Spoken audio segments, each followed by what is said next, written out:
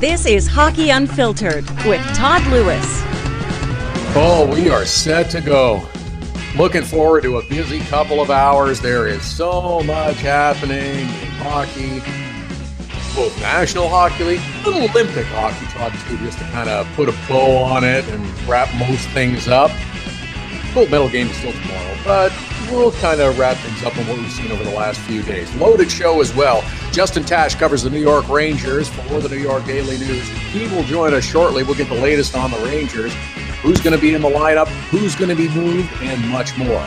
Isabelle Khurshudyan covering the Washington Capitals for the Washington Post. Also coming up, Calgary Flames radio play-by-play voice Derek Wills also joining us on today's program. The radio voice of the San Jose Sharks. They lost last night to the Chicago Blackhawks. Dan Rusanowsky coming up. And our friend George Richards from the Columbus Post-Dispatch with the latest on the Columbus Blue Jackets. It is all coming up on a jam-packed full edition of Hockey Unfiltered with Todd Lewis here every Saturday and Sunday, 11 Eastern, 8 a.m. Pacific at hockeyunfiltered.com, streaming live on the Hockey Unfiltered app, all powered by Primetime Radio. Oh, it's going to be a busy one. At Hockey Unfiltered, at Todd Lewis Sports Twitter and Instagram handles to reach us. And yes, it's Saturday, and we are looking for your Dog of the Day nominations. Hashtag is HU Dog of the Day. Send us your photos. We've already had some coming in. People want their dog to be the Hockey Unfiltered Dog of the Day. Send us a photo of your dog. Tell us your name, your dog's name. If there's a story that goes along with how you two came together, we like to honor great dogs and do so every Saturday. Lots going on in the NHL with 12 games today, 5 yesterday, lots of trades, lots of speculation. I don't know if the Canadian networks have the countdown clocks going for the NHL trade deadline, but they will. They will. It's going to be a frenzy for the next couple of days. And we'll be on top of it and talking about it. We'll talk about the big Derek Brassard deal from yesterday as well. New York Rangers, one of the teams involved in speculation about what might be happening over the next couple of days. As mentioned, Justin Tasch, who has visited with us a number of times before, covers the Rangers for the New York Daily News. Follow him on Twitter at J_Tasch. And Justin joins us now. Justin, it's got to be a feeling about the Rangers team that everybody's just kind of waiting for everything to get finished and done so that we can move on and finish out this season about now. That's exactly right. I mean, the feeling in the locker room over the last couple of weeks has been really fascinating to see since the team formally announced that they were going to rebuild a couple of weeks ago. As Alain Vigneault said the other day, you know, it puts them in an awkward position because a lot of teams do what they're doing, but they don't come right out and say it publicly. So it's put the coaches, it's put the players in a tough spot, trying to win games, and it's on thetheir minds all the time. Matt Zuccarello said the other day, you know, it's tough to sleep at night sometimes. You know, it's not fun for them right now, and I think, you know, these next couple of days can't go fast enough for them, so they could just kind of let the dust settle and then, you know, try to get some good feeling in the room over the last 19 games. It's got to be difficult too when you're going out and trying to win games and you've got players who are out of the lineup. You know, Ryan McDonough is out because of that upper body issue, but Rick Nash has been sat out for a couple of games. Michael Grabner was sat out on purpose, and that only adds to the layer of frustration. So I don't think we can make a full decision on the choice of the Rangers to announce the rebuild in a formal letter, but was it a good idea at this point, a couple of weeks later now, a chance to look back and reflect on it? Was it the right thing to do? Well, I think it depends on the perspective. I think it was the right thing to do for the fans' sake. I think the transparency was appreciated by the fans from best I can tell. You know, especially because they're so used to seeing the Rangers kind of gear up for a playoff run at this time of year. And, you know, things at the time, they were still only, you know, a couple points out of a playoff spot. You think, oh, what are they going to do? But they really had been playing poorly for quite some time at that point. Management recognized that. So they made the decision to kind of just put it out in the open. For the fans, I think it was good. For the players, not so much. I think maybe they felt maybe a little bit slighted, but that's only natural, I think. But they're not naive either. I mean, they realized they hadn't been playing well enough, and certainly since then they haven't played well enough either. Now they're further back. I mean, they've lost 6 in a row, 16 of the last 21, all of them in regulation, and that makes a huge difference. Obviously, you know, you're not getting those quote unquote losers points, and that is kind of a tough spot too. But you know, I think it's one of those things where, you know, yeah, it's tough for the players, but they kind of just have to deal with it. And, you know, ultimately, I think, you know, for the fans' sake, it was a good move to kind of just get it out there. I like the transparency as well. I think it was a good idea, and I can appreciate the response of the players too. The first couple of games is we'll show you, and they did win a couple of games, but then reality sets in, and you realize that this Ranger team isn't good enough to be a contender this year and to move on in the playoffs. And I understand the thinking of management going forward. What have you seen from some of the young players that are getting more ice time now over the last few games? And are there some promising things that are happening for the future? I think there are a couple of guys that have been pretty interesting. I think, you know, certainly they got a lot of young guys on the back end right now. I think Neil Pionk, John Gilmore have had their moments. You know, they've acquitted themselves decently well. Certainly, there's been some up and downs, but you expect that. You know, Tony D'Angelo, the same thing. You know, they just got Rob O'Gara from Boston, Nick Holden deal. He, you know, didn't make a good first impression on that first goal that Montreal scored the other night, but, you know, he's kind of just joining the team and figuring things out. So, yeah, I mean, you know, this is obviously a good time for the Rangers too, to kind of evaluate those guys and see if they can be part of their future here. I think there certainly needs to be some development with those guys, but there are promising signs for a few of them. I was a little surprised that Alain Vigneault played Alexander Georgiev in back-to-back games. I thought he might get one, but I'm surprised he got both. Yeah, I mean, you know, Vigneault said yesterday that the goaltending coach Benoit Allaire wanted to get some extra time to work with Lundqvist, who, you know, had played well for so long this year and really was the main reason the Rangers had gotten back in the race after their poor start. But he had hit a snag recently, and really, I mean, he started 50 of the first 60 games, appeared in 52 of the first 60. So, you know, it would not be surprised if fatigue kind of played a factor in this little hiccup that he had recently. So probably a good time. You know, they after a little bit of a hectic part of their schedule had a few days off, and then, you know, give him a couple extra days too to kind of just make sure he's sharp when he comes back. So especially now that, you know, they're not trying to make the playoffs. I mean, they're building for the future, so there's no point in overworking him. You know, the rest of the year, get the kid a couple of games, and he showed pretty well actually. Especially the first game, made 38 saves in his debut. So, yeah, at this point, you know, Lundqvist is about to be 36. So, you know, at this point, time to make sure that he's feeling good. Justin Tasch is with us, covers the Rangers for the New York Daily News. @J_Tasch is how you follow him on Twitter. Now, because it's going to get talked about over the next couple of days, people are going to suggest it. Henrik Lundqvist has said he wants to stay with the Rangers. He understands what's going on, but there are going to be people that speculate about his future with the New York Rangers. And after what we've seen with Erik Karlsson and the Sens for the last week or so, is there any possibility that Henrik Lundqvist's future is not with the New York Rangers? I don't see it, but you would know better. Yeah, I mean, no, he's not going anywhere. I mean, that's, you know, he doesn't want to go anywhere. He has the ability to stop anything from happening. I don't think the Rangers want to get rid of him. I mean, he's been the pillar of the franchise for 13 years.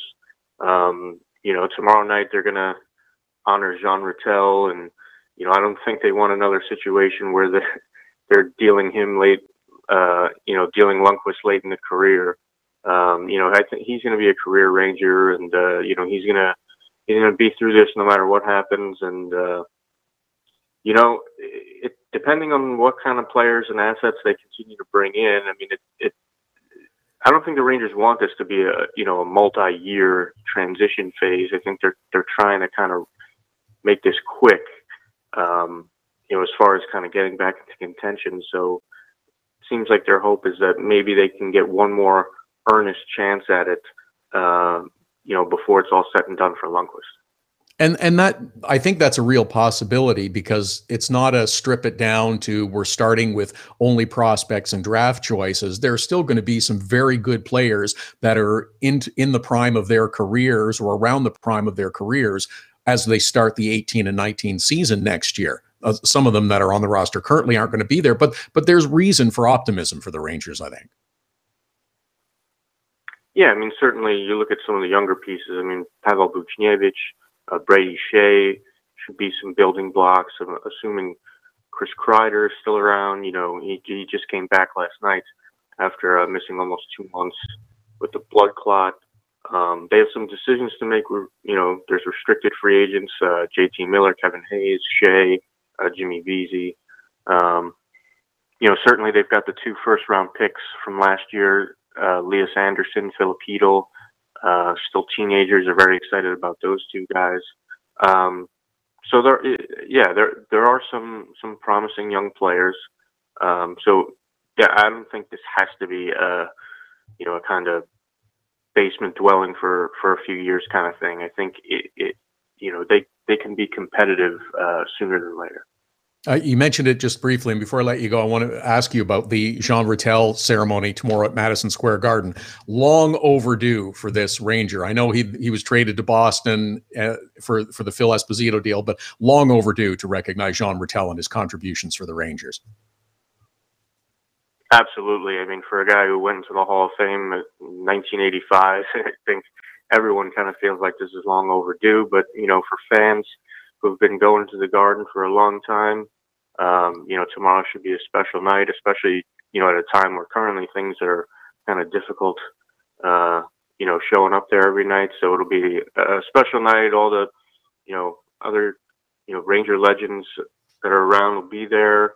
I think ceremony starts at 6 o'clock. So, it definitely should be a fun night. And as you said, definitely long overdue. Justin Tasch covering the New York Rangers for the Daily News at @J_Tasch to follow him on Twitter. Justin, thanks for the time as always today. We appreciate it, and we hope to have you back again soon. Thank you, Todd. Thanks, Justin Tasch covering the New York Rangers. The Rangers honoring Jean Rattel tomorrow. On Sunday night, the New Jersey Devils are hosting the New York Islanders, and they will be honoring Patrick Elias this evening on a busy Saturday night, one of 12 games on the go. Who knows how many trades we'll see before the games start? A little bit later on today in the afternoon. In fact, the Sens are one of the first games on the schedule, an afternoon contest against the Philadelphia Flyers. Want to see if anything's going to be imminent and happening with the Senators today. Had the whole Derek Brassard deal yesterday. Everybody's going to be looking at that lineup as soon as it's issued by the Ottawa Senators team. Is Erik Karlsson in the lineup? Is Erik Karlsson in the lineup? Because if he's not in the lineup, boy, oh boy, there's going to be an awful lot of people that are going to be running around and speculating. And depending on who else is or isn't in the Senators lineup for their afternoon contest against the Philadelphia Flyers. But a big one yesterday with Derek Brassard winding up in Pittsburgh, along with Vincent Dunn, Tobias Lindbergh, and a third-round pick. The Ottawa Senators get Ian Cole for the moment, at least. We'll see how long he sticks around. Maybe they don't even put the nameplate on the back of his jersey. Goaltending prospect Philip Gustafsson, a first and a third-round pick. And the Vegas Golden Knights are the conduit to make this happen. They get Ryan Reeves from the Penguins, a fourth-rounder, and they are paying 40% of the Brassard salary. It's an interesting one. There will be lots more deals. The frenzy is picking up steam as we get closer to the trade deadline. We'll continue to talk about that and everything else on the go in the National Hockey League. Derek Wills later on this hour with the latest in the Calgary Flames. Isabelle Khurshudyan coming up as well with the latest on the Caps in our next segment. At Hockey Unfiltered, at Todd Lewis Sports, the Twitter and Instagram handles. We're looking for your Dog of the Day nominations today. Hashtag HU Dog of the Day. Send them to us via Twitter, via Instagram. Tell us your name, your dog's name, and why they are special. We like to recognize great dogs. Busy program, busy Saturday in the NHL. Hockey Unfiltered with Todd Lewis back after the break. There's special savings for Hockey Unfiltered listeners with our new ticket partner, Seat Giant. And Canadian fans can also purchase in Canadian dollars. Go to SeatGiant.ca, find the tickets you're looking for. Doesn't matter if it's NHL games, concerts, or any other event. You get a special discount with the promo code TODD. That's Todd with 2 Ds. Just enter the code, get the discount, you save. That's simple. Save on your next ticket purchase with Hockey Unfiltered and Seat Giant. The best way to get set for the busy Saturday night of hockey is with Hockey Primetime. Beginning at 5 p.m. Eastern, host Connor McKenna whips you around the league for the latest stories and info leading up to the early game starts. Plus, he'll give his own spin on the biggest stories in the National Hockey League. Hockey Primetime with Connor McKenna. Sometimes serious, sometimes a little goofy, but always interesting. Listen live at hockeyprimetime.com, 5 p.m. Eastern every Saturday. Search engine optimization is the key to success for your online business. It can be the key to success for any business. 1-844-SEO-LEAD is the number to call to get your business at the top of all searches. An official partner of Google, they have the tools necessary to make your business the one people notice first. 1-844-SEO-LEAD. Now you can nominate your dog or any dog you love as the Hockey Unfiltered Dog of the Day through Instagram. Every Saturday, Hockey Unfiltered with Todd Lewis will take your nominations for the Dog of the Day.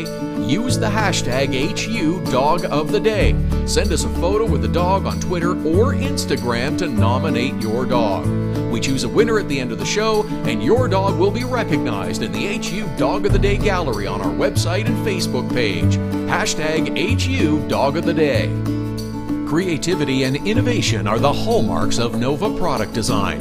Whether it's mechanical or industrial, cutting-edge technology and a commitment to excellence make Nova Product Design the company to choose. Prototypes and beta units are a Nova Product Design specialty. Striving for revolutionary new ideas and methods keep Nova Product Design at the forefront of innovation. Visit novaproductdesign.com and learn more.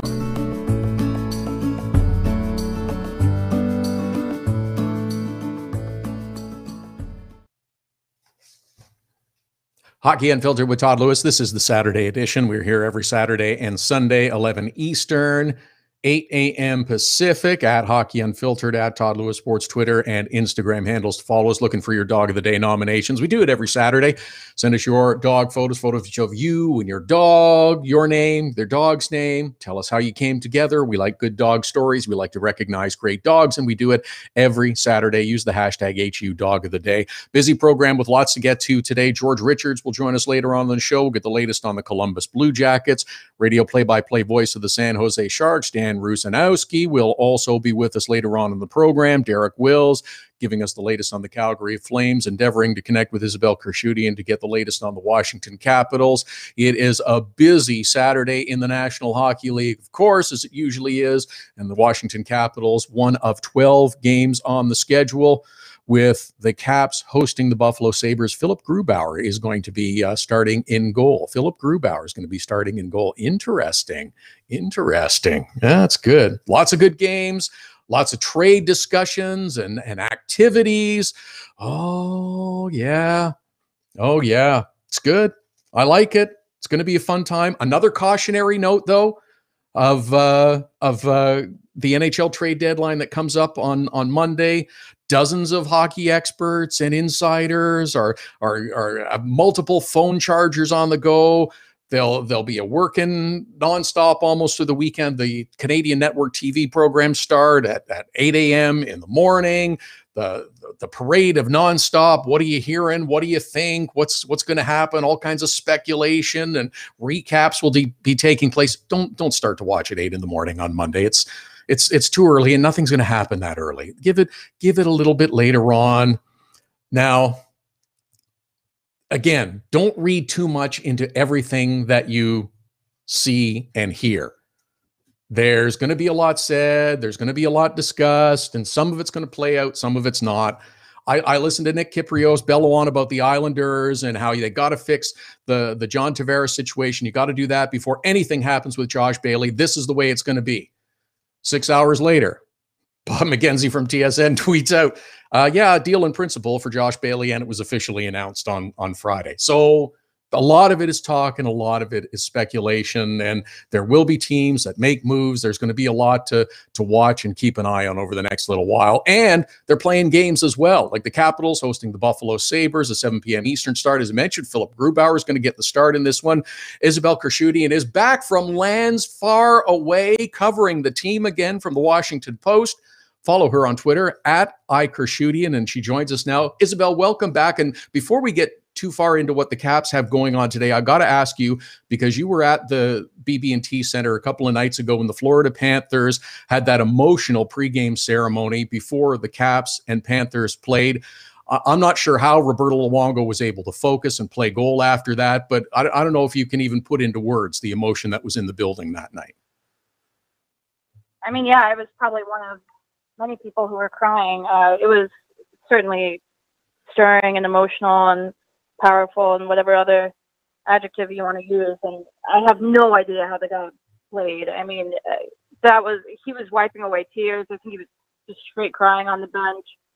It's obviously really personal to him because he lives there, and his kids are in that school system. His wife was born and raised there, and he was very thoughtful with what he said. And then to go in and play and play as well as he did, it was really impressive, and a really kind of special moment all around in that building. Yes, and again, I don't know how the players did it, but good for them for refocusing and playing out on the ice. But a great job by the Florida Panthers the other night. So jumping ahead to this evening, it's going to be the Capitals hosting the Buffalo Sabres a little bit later on this evening. I kind of like the choice of Philip Grubauer going in net this evening too. Maybe they're going to give Braden Holtby a little more time off through the final quarter of the season, but I think it's certainly worthwhile to spell off Braden Holtby and all the games he's going to wind up playing. Yeah, absolutely. I'm sure that's part of it. Grubauer in his last start against Buffalo played really well, and he's been playing really well for the past month or two. So I think that's part of it as well. Just kind of rewarding good play, but I think Holtby could benefit from a practice or just a little bit more time. He's lost his last 5 starts, which is pretty sure it's a career worst stretch for him. And it's not really, his fault. I don't think any of this is an indictment on him. Barry Trotz just said it's not.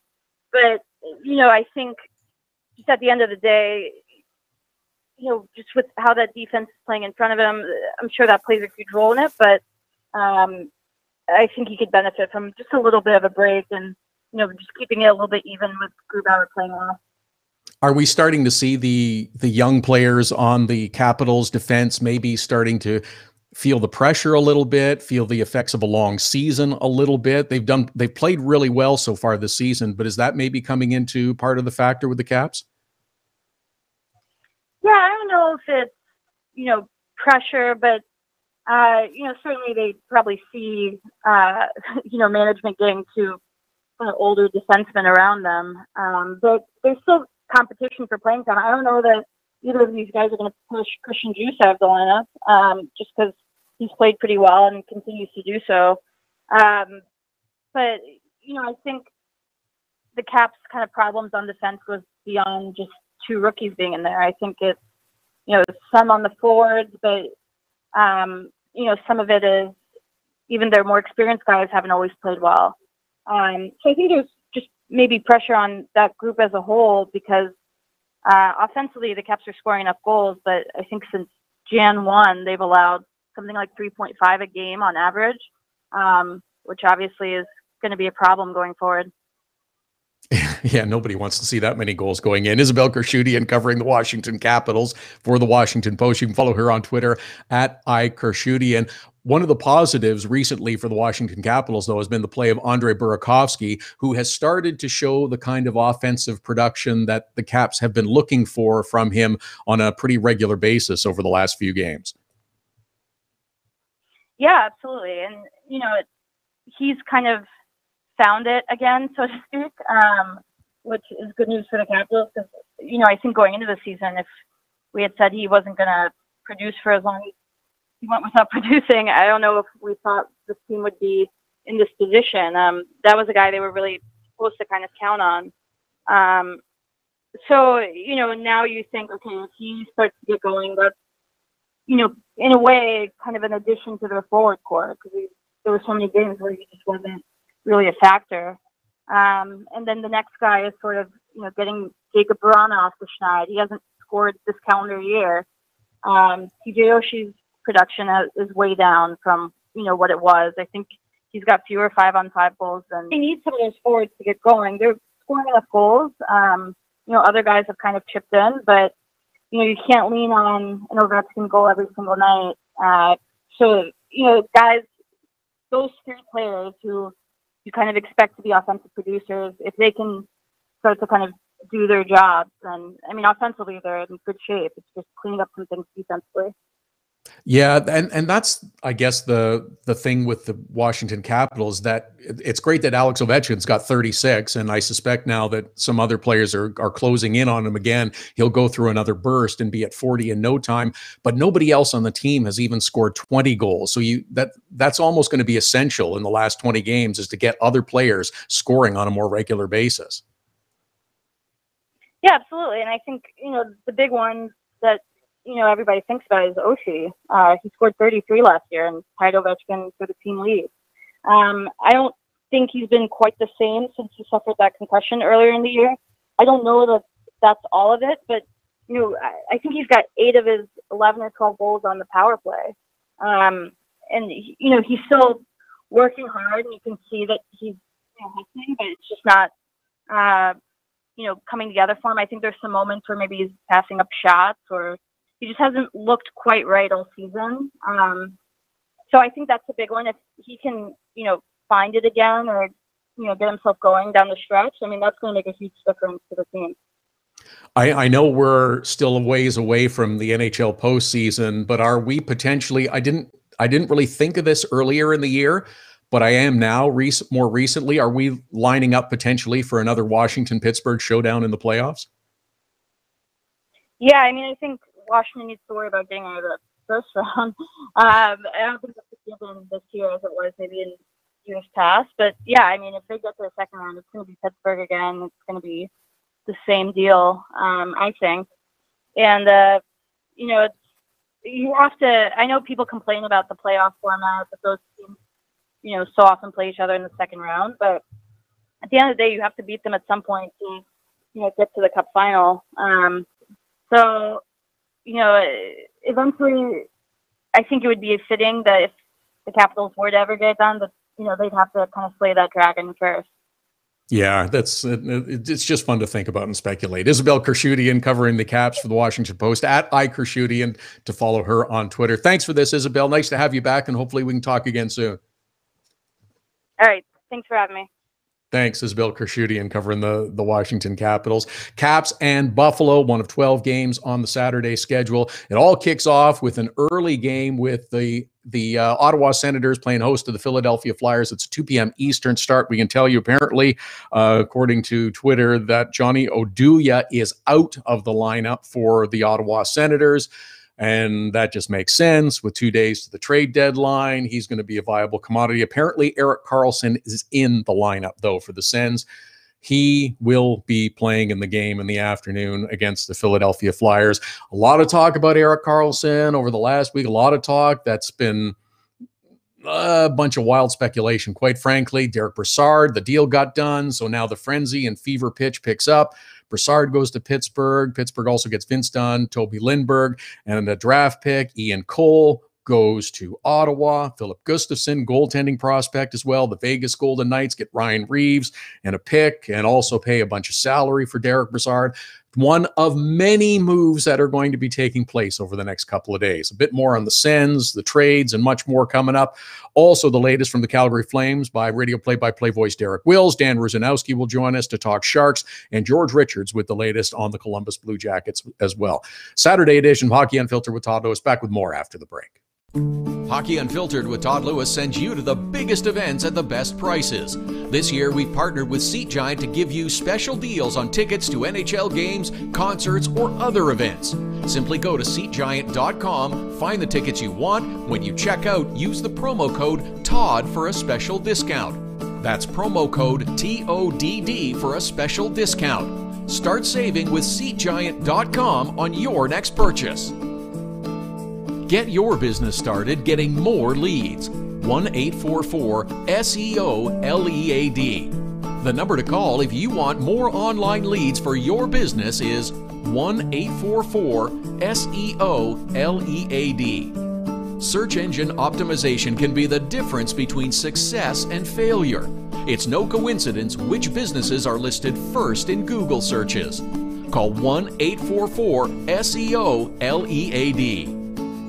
Now it's even easier to nominate your dog as the Hockey Unfiltered Dog of the Day. We do it every Saturday. Send us a photo on Twitter or now on Instagram with the hashtag HU Dog of the Day. We choose a winner every Saturday. That's simple. Now on Instagram or Twitter, send us the photo using the hashtag HU Dog of the Day, and your dog could be the one added to our gallery on the website and Facebook page. It's the Hockey Unfiltered Dog of the Day every Saturday. Cutting-edge design for manufacturing. Nova Product Design. Industrial design. Mechanical engineering and design. Nova Product Design provides experienced design for parts and assemblies, manufacturing, assembly, and serviceability. From plastic parts to sheet metal forming, mold and tool design, injection molding, and more.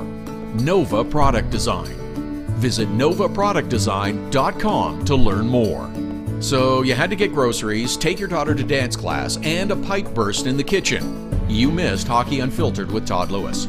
No problem. All of our shows are available as a podcast right after the show airs, so you can listen when life gets in the way of hearing us live. Subscribe through iTunes and get alerts as soon as the podcast is available, or go to our website, hockeyunfiltered.com, and listen. Plus, check out the other cool stuff. The Hockey Unfiltered with Todd Lewis podcast. Subscribe now through iTunes.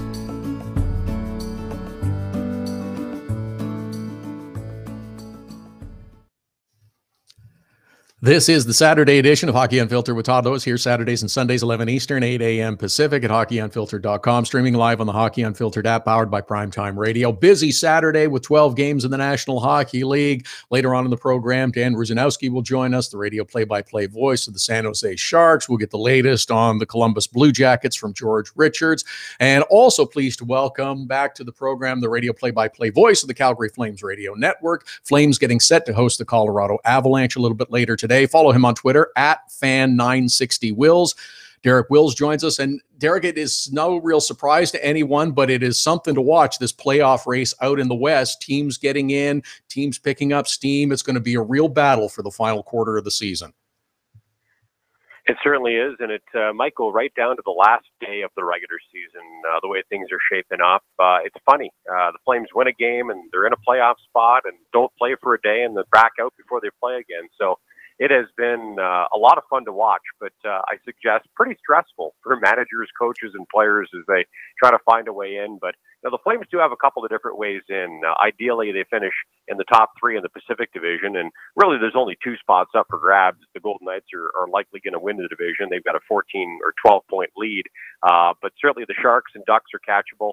As the Flames are only 3 points out of second and 2 points out of third, or they could go the wild card route. And a lot of people think that that might be the best way to go, because if you finish in the second wild card spot in the Western Conference, you get the expansion Golden Knights in the first round of the playoffs. And you know, I think a lot of people have taken this team lightly, including me, but I've watched them twice, and I'm not as convinced as some that that would actually be a good matchup for the Flames or anybody else. But should be a lot of fun down the stretch here, Todd.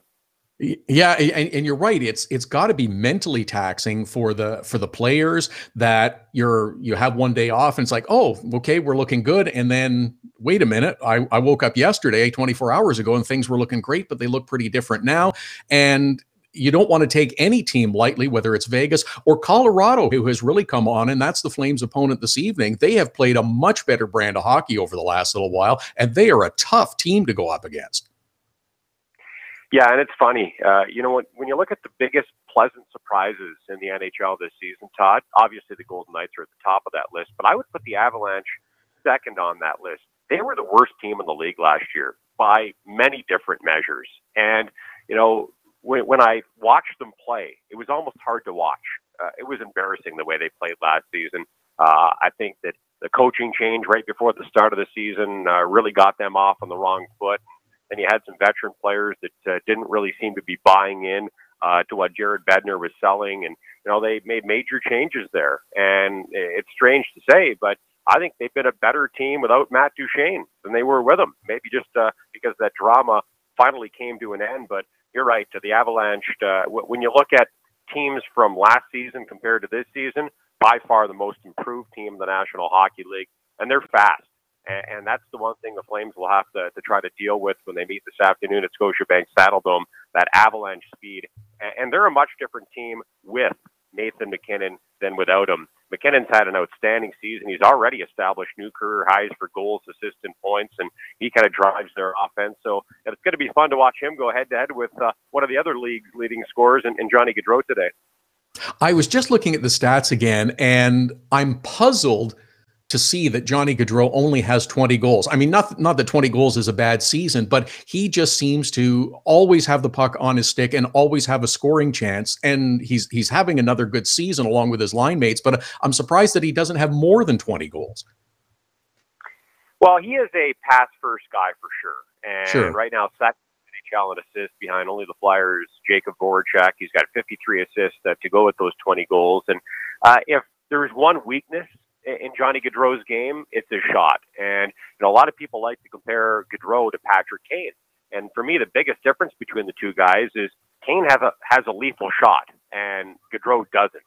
But I think there are a lot of things that Gaudreau actually does better than Kane. And Kane said as much to me when I asked him about it a couple of weeks ago. So he needs to shoot the puck to be successful. Otherwise, teams just defend pass on him, especially on the power play, Todd.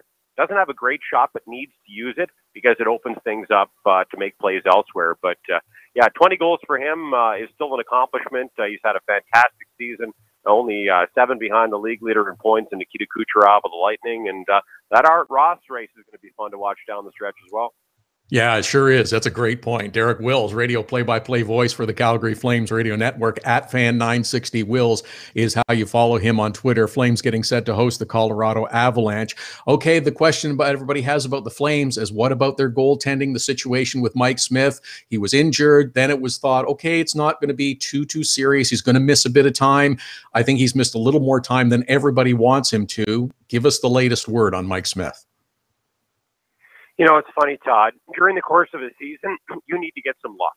And some teams get luck and some teams don't. And when I think back to the injury, it was just bad luck. I mean, it was late in a game in Brooklyn against the Islanders.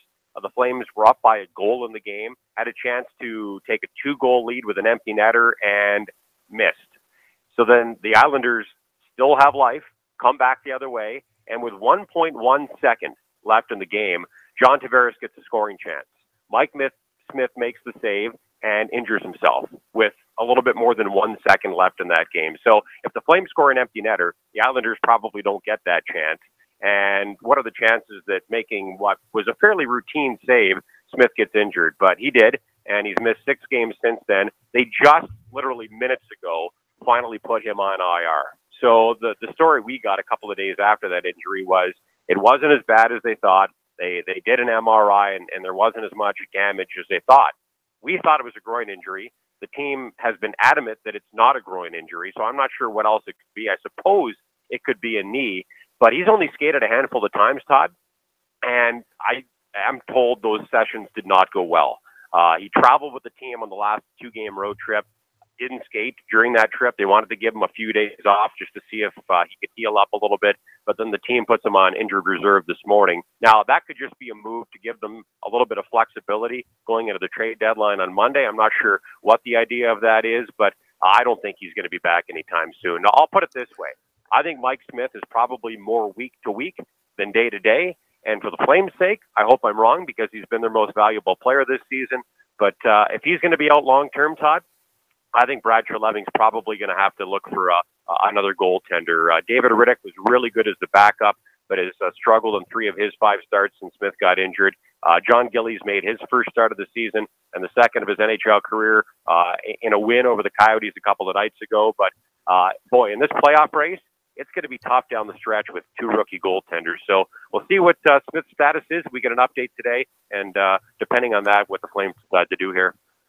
And that's the difficult part too, with a team that has worked so hard to get themselves into a postseason position, and they're in the fight for the position that, as you mentioned, probably is going to go right down to the final day of the season.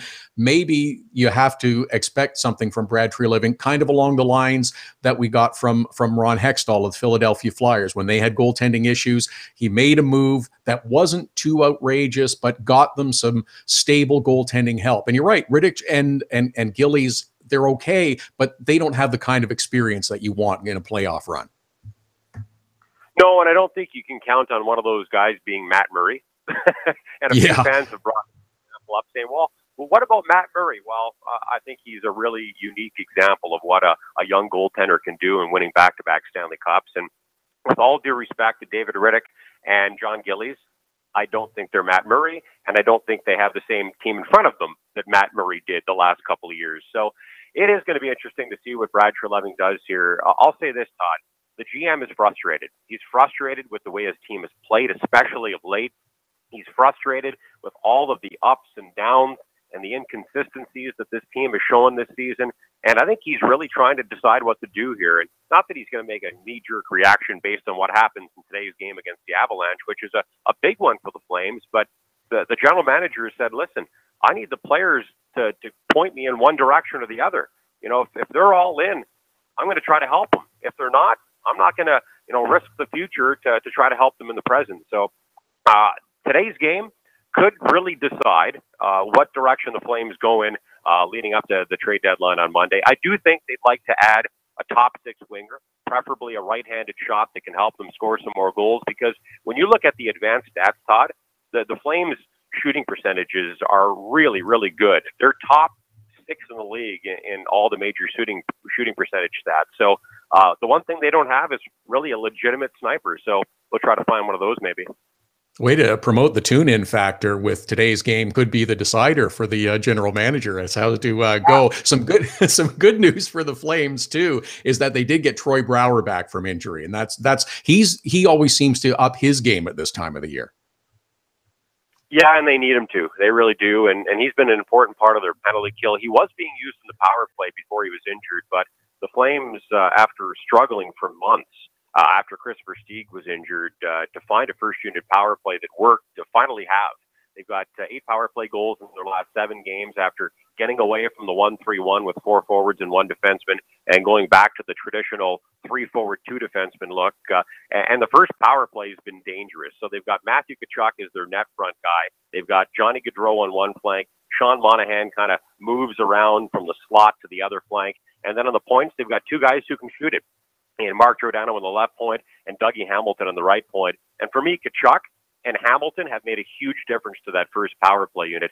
Now, the other good news for the Flames is they're going to get Christopher Stieg back at some point in time here. And he was kind of a specialist when he was healthy this season or when he was playing, because I'm not sure he was ever healthy during the regular season before he had hip surgery. But he is a guy who is probably the second most creative player on this team behind Johnny Gaudreau. So assuming the surgeon gives him clearance, and he's been skating for a few weeks now and is really starting to ramp up towards a March return, then they'll get him back, and that'll give them some much-needed depth on the right side, and also a guy with a couple of Stanley Cup rings, Todd, and that doesn't hurt.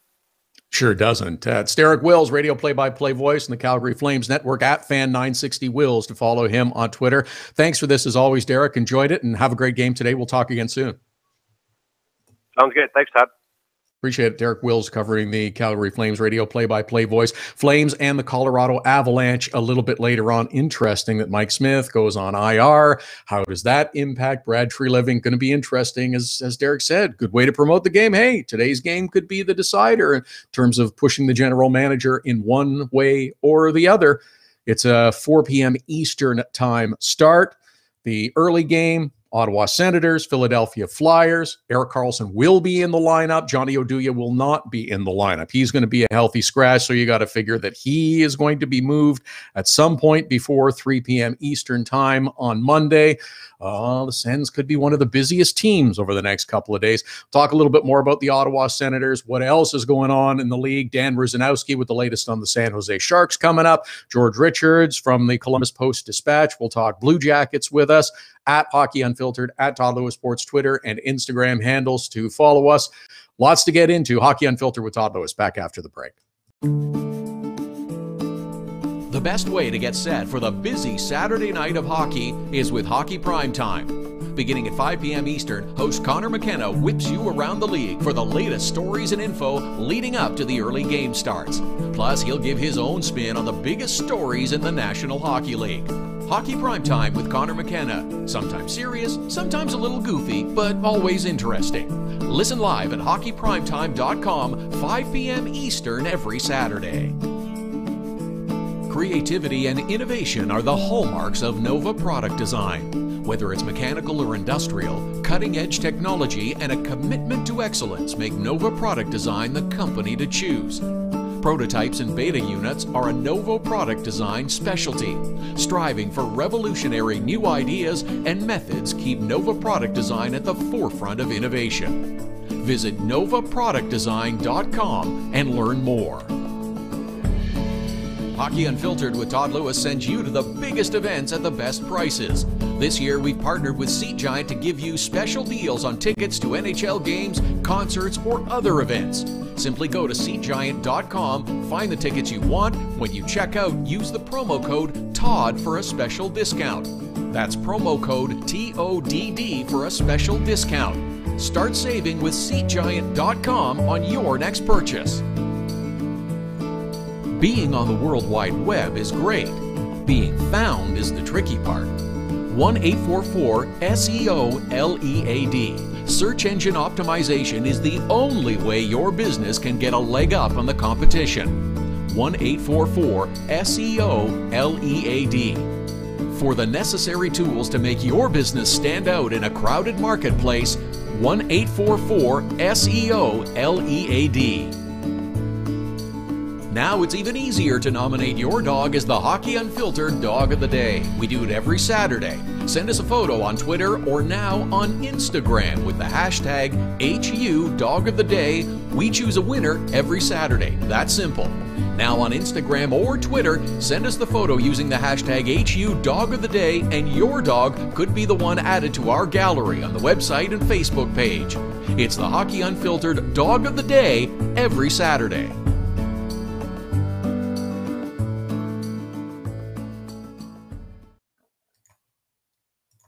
Hockey Unfiltered with Todd Lewis, Saturday edition. Join us every Saturday and Sunday, 11 Eastern, 8 a.m. Pacific at hockeyunfiltered.com, streaming live on the Hockey Unfiltered app, all powered by Primetime Radio, live on Facebook, on Periscope, YouTube Live, and our podcast, of course, as well. You can subscribe through iTunes, iHeartRadio, and they're available on the Hockey Unfiltered app, including our midweek podcast, the Little Saturday podcast, bit of weekend in the middle of the week. That's why we call it the Little Saturday podcast. They drop on Wednesday afternoon.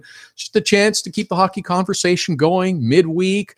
Next week on the Little Saturday podcast, I'm imagining a little bit of NHL trade deadline talk because the deadline will have come and gone Monday, 3 p.m. Eastern.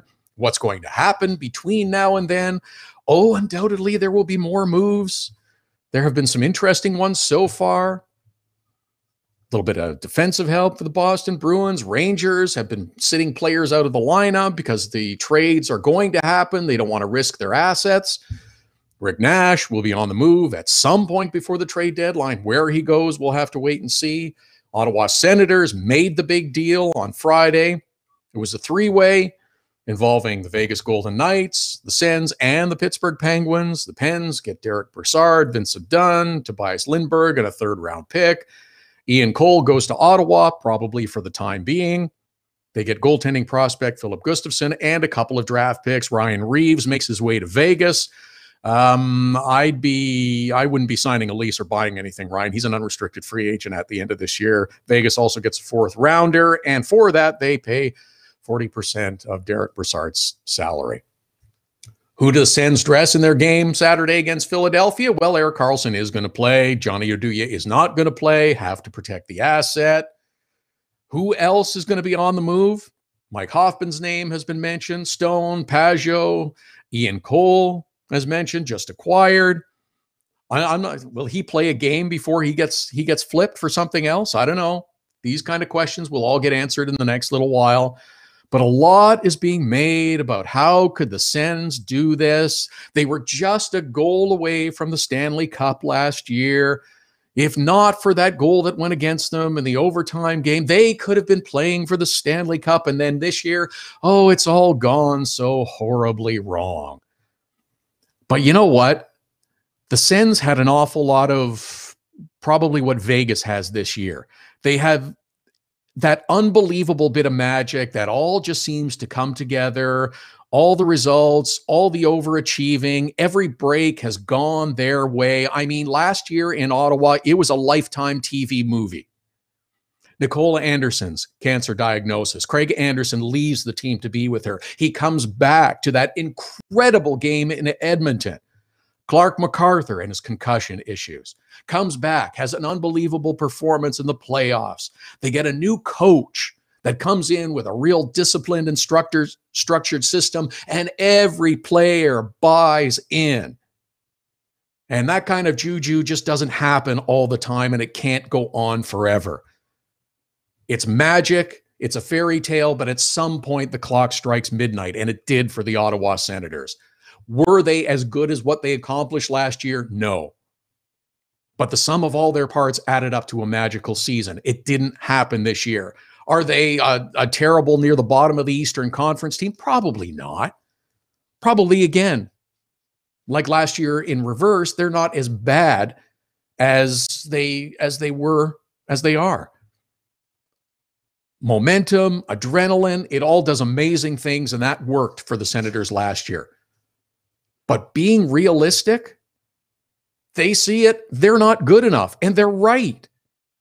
They've got some good players. They don't have enough good players. There's a lot of questions about the team going forward. Yes, they brought in Matt Duchene. That was thought to maybe be the big move. But as the days went on, the weeks went on, the months went on, you know what? That team's not good enough. That team's not good enough. So they decided to change course. And you can't fault teams for that, for realizing, you know what, we're not good enough. We're not going to be effective going down this same path. Let's change. Do something that is going to get us moving in the right direction. Now, there's a few more layers to this one as well in terms of the history of the franchise and the ownership and all the rest of it. The owner is incredibly unpopular because of some of the things that he said. That's a bit of a mutiny in the fan base. You want to put up billboards. They got signs. They got hashtags that are trending to get rid of the owner. That's a fan base being cranky that their team isn't succeeding, and I get that. But Eugene Melnyk has maintained he's not going to spend to the maximum cap. He is not going to keep putting more money into a losing team. And he said rather blatantly that I'm not going to lose a fortune of my personal money on a hockey team. And boy, did that piss people off. But you know what? Flip the roles. Fine. You're the owner of the hockey team. Are you going to spend all of your personal fortune losing money to the tune of millions of dollars a year? I didn't think so.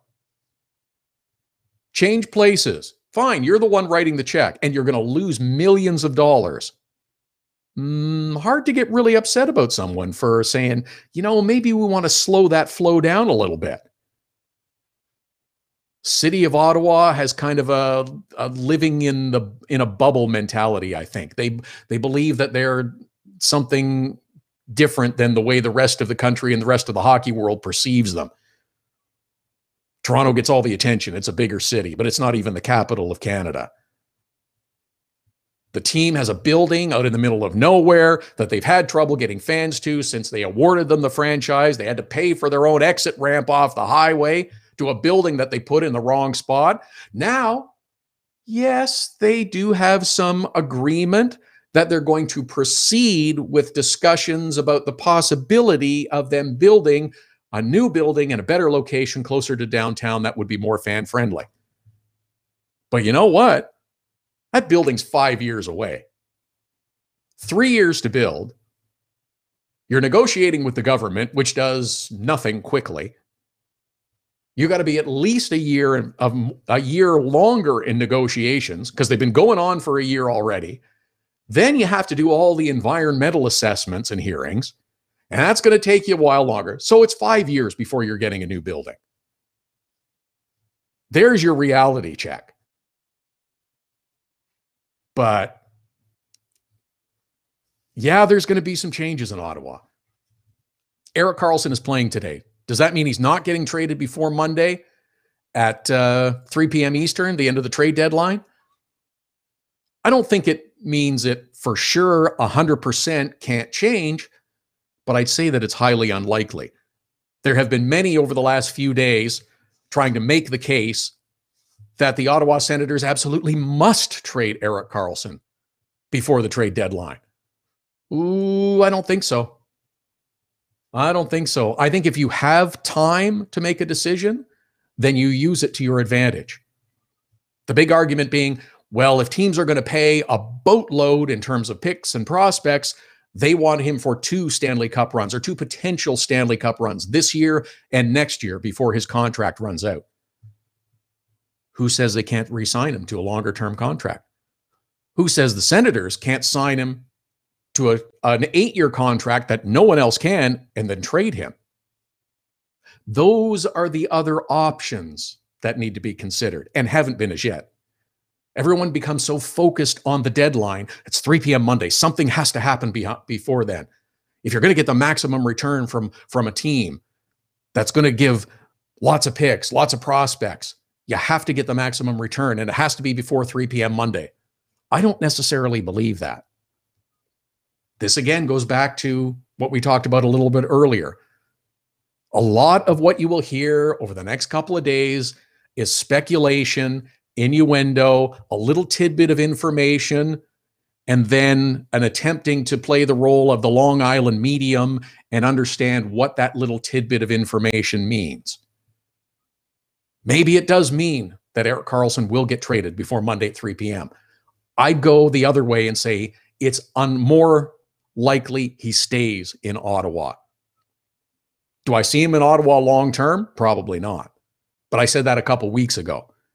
He's going to get a big new contract. And is that going to prevent the Ottawa Senators, a budget team, from icing a competitive team? And does Erik Karlsson want to be a part of that? I think he's going to get a new contract, but I don't think he's going to be a Connor McDavid $12.5 million a year player either. I think that's speculation that's not going to fall into place. He's going to get a lot of money.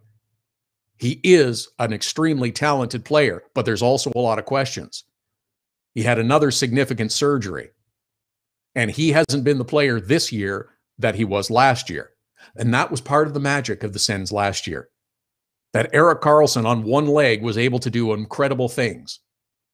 What is his future potential going to be? Is he going to be that kind of player again? Maybe. But I think there's a lot more health questions about Erik Karlsson going forward.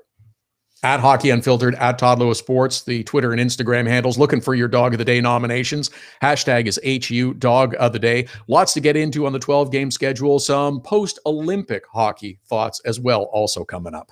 Hockey Unfiltered with Todd Lewis, back after the break. So you had to get groceries, take your daughter to dance class, and a pipe burst in the kitchen. You missed Hockey Unfiltered with Todd Lewis. No problem. All of our shows are available as a podcast right after the show airs, so you can listen when life gets in the way of hearing us live. Subscribe through iTunes and get alerts as soon as the podcast is available, or go to our website, hockeyunfiltered.com, and listen. Plus, check out the other cool stuff, the Hockey Unfiltered with Todd Lewis podcast. Subscribe now through iTunes. Get your business started getting more leads. 1-844-SEO-LEAD. The number to call if you want more online leads for your business is 1-844-SEO-LEAD. Search engine optimization can be the difference between success and failure. It's no coincidence which businesses are listed first in Google searches. Call 1-844-SEO-LEAD. Hockey Unfiltered with Todd Lewis sends you to the biggest events at the best prices. This year, we've partnered with Seat Giant to give you special deals on tickets to NHL games, concerts, or other events. Simply go to SeatGiant.com, find the tickets you want. When you check out, use the promo code TODD for a special discount. That's promo code TODD for a special discount. Start saving with SeatGiant.com on your next purchase. Nova Product Design is designed for manufacturing. Nova Product Design can get the job done with mechanical and industrial design. Nova Product Design is also fully functional for laser cutting, water jet cutting, plating, coatings, and more. Nova Product Design, innovative design and the latest technologies. Nova Product Design can design, build, and test any required types of prototypes and beta units. Visit novaproductdesign.com. We're looking for your Hockey Unfiltered Dog of the Day nominations every Saturday. Now you can send them through Instagram. Use the hashtag HU Dog of the Day. Send us a photo of your dog on Twitter or Instagram to nominate them as the HU Dog of the Day. Include your name, the dog's name, and any other cool details you want. We choose a winner and add them to the Dog of the Day gallery on our website and Facebook page. It's the Hockey Unfiltered Dog of the Day every Saturday. Hashtag HU Dog of the Day.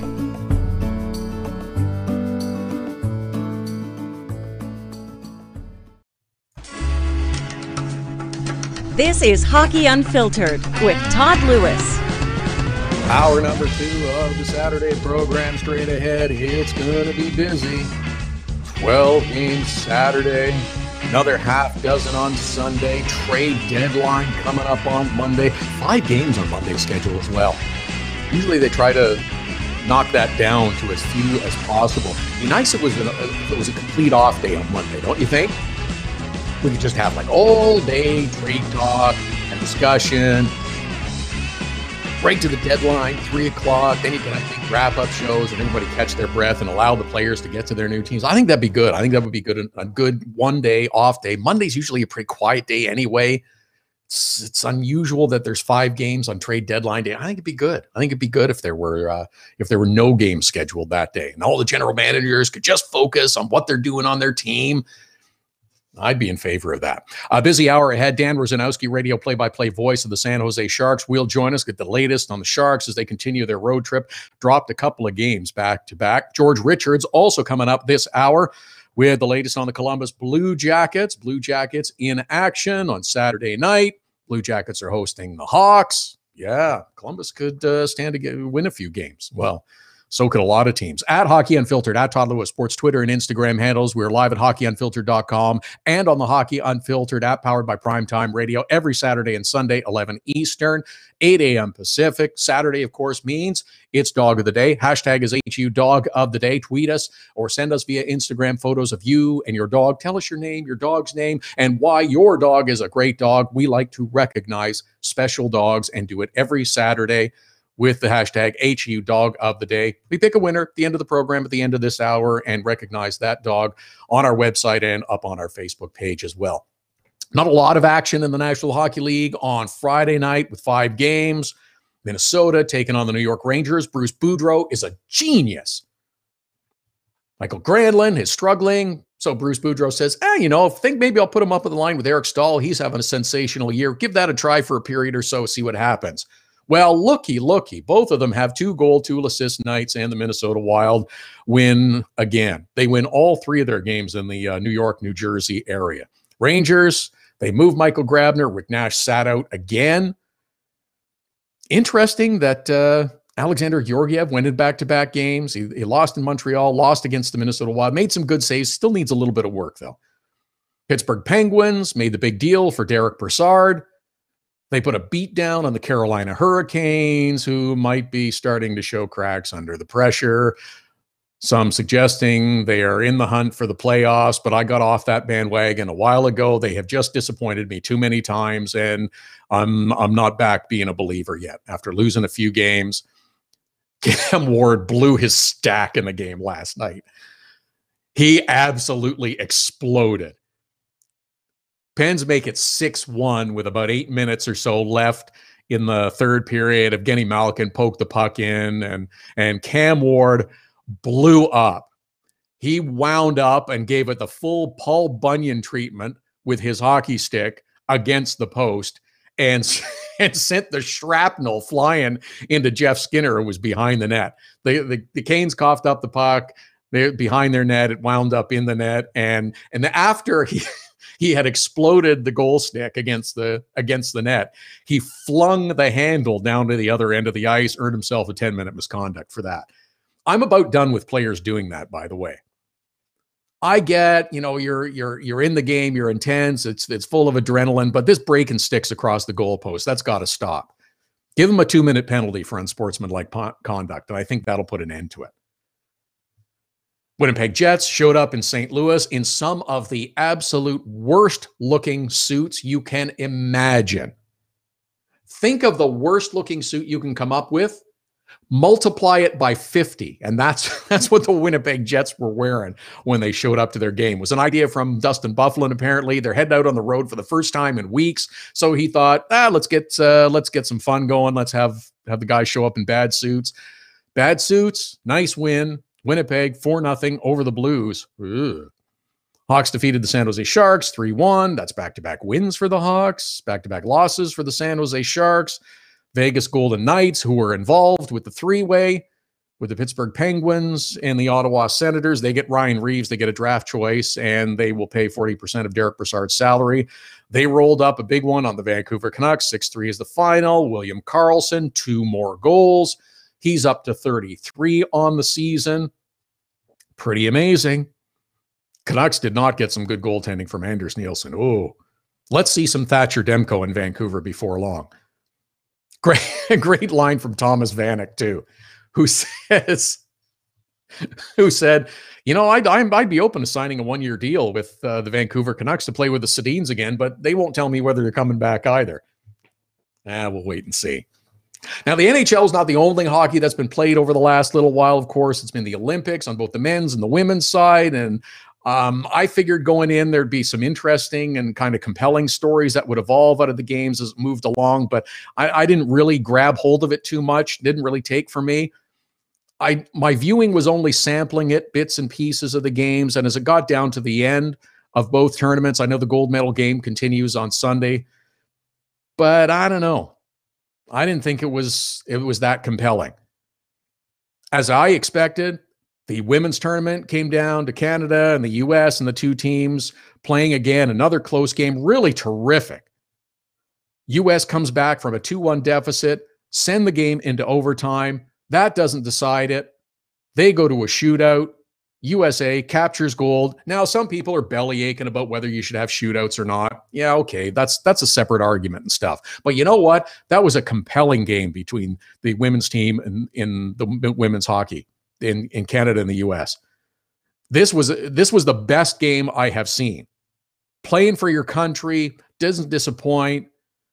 This is one of the few games that lived up to the hype of Olympic hockey. The caliber of hockey, I thought, was good.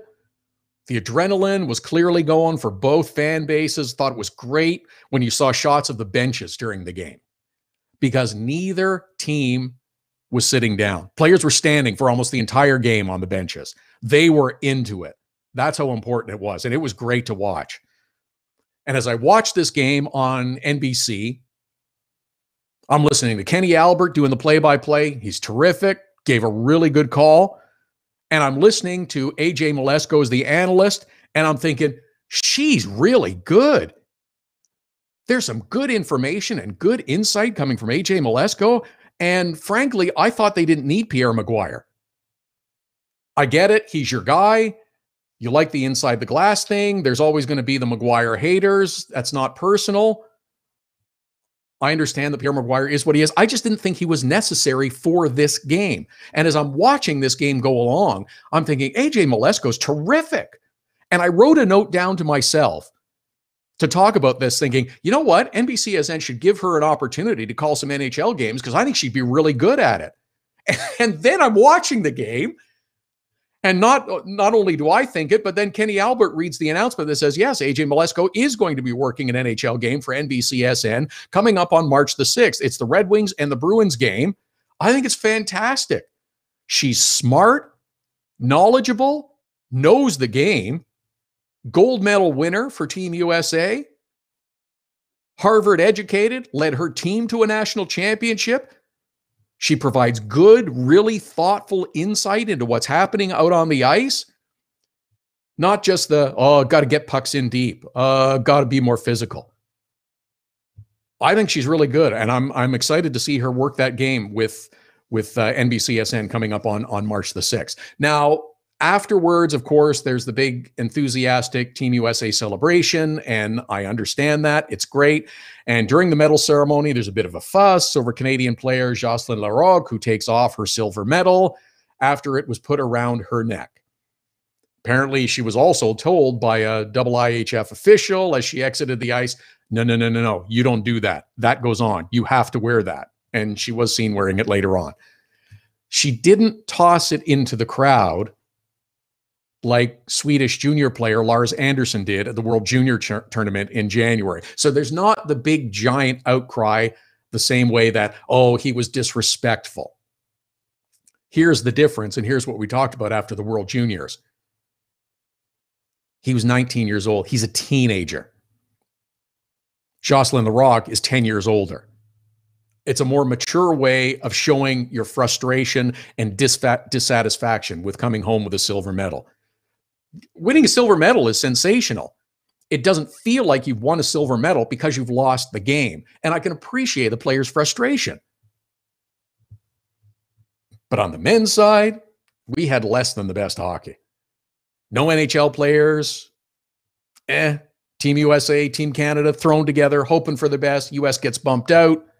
Team Canada goes a little further. They lose in the semifinals to the Germans. Team Canada won the bronze medal on Saturday morning. Okay, that's great. And immediately the hashtag blame Bettman starts to circulate that we don't have NHL players. There's going to be a whole lot of people that grumble about no NHL players at the Olympics. I know.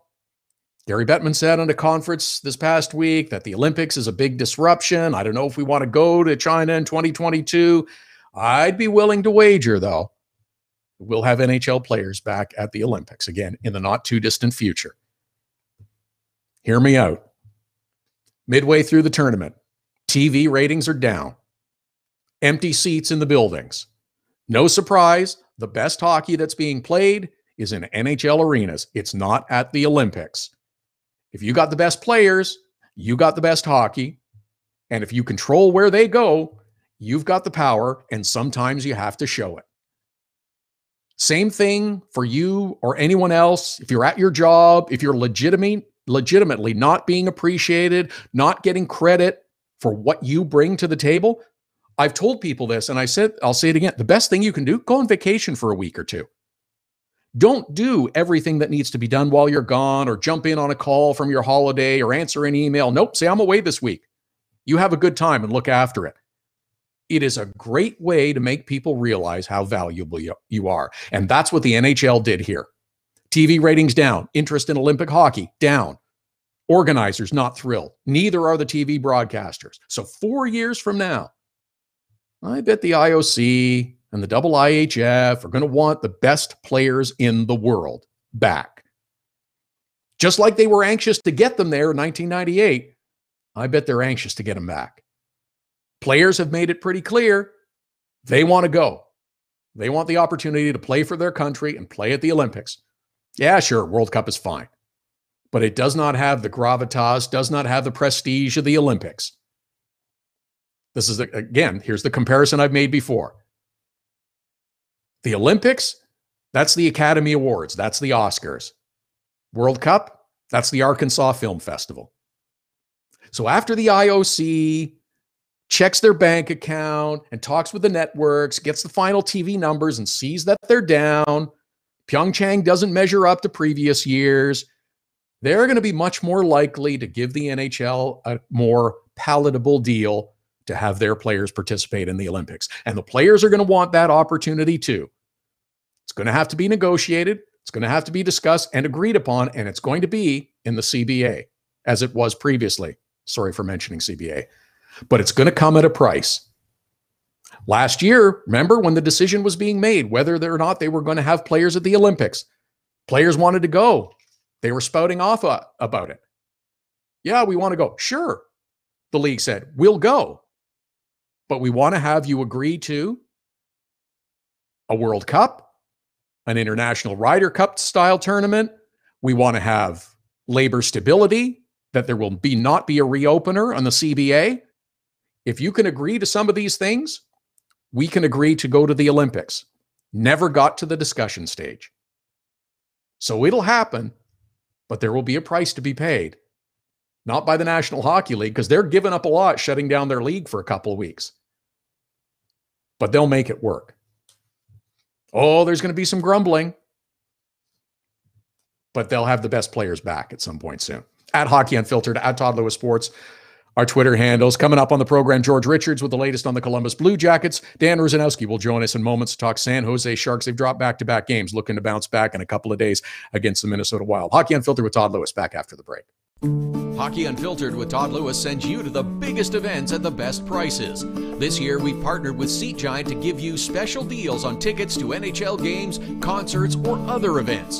Simply go to SeatGiant.com, find the tickets you want. When you check out, use the promo code TODD for a special discount. That's promo code TODD for a special discount. Start saving with SeatGiant.com on your next purchase. Look, we know it happens. Life gets in the way and sometimes you can't catch the live edition of Hockey Unfiltered with Todd Lewis. But we've made it easy for you to catch up on the show you might have missed. Hockey Unfiltered with Todd Lewis is available as a podcast on iTunes, iHeartRadio, and Blog Talk Radio. You don't want to miss an episode. If you missed the live show, check out the podcast. Don't miss any shows. There's a test coming up later. Subscribe now. Get your business started getting more leads. 1-844-SEO-LEAD. The number to call if you want more online leads for your business is 1-844-SEO-LEAD. Search engine optimization can be the difference between success and failure. It's no coincidence which businesses are listed first in Google searches. Call 1-844-SEO-LEAD.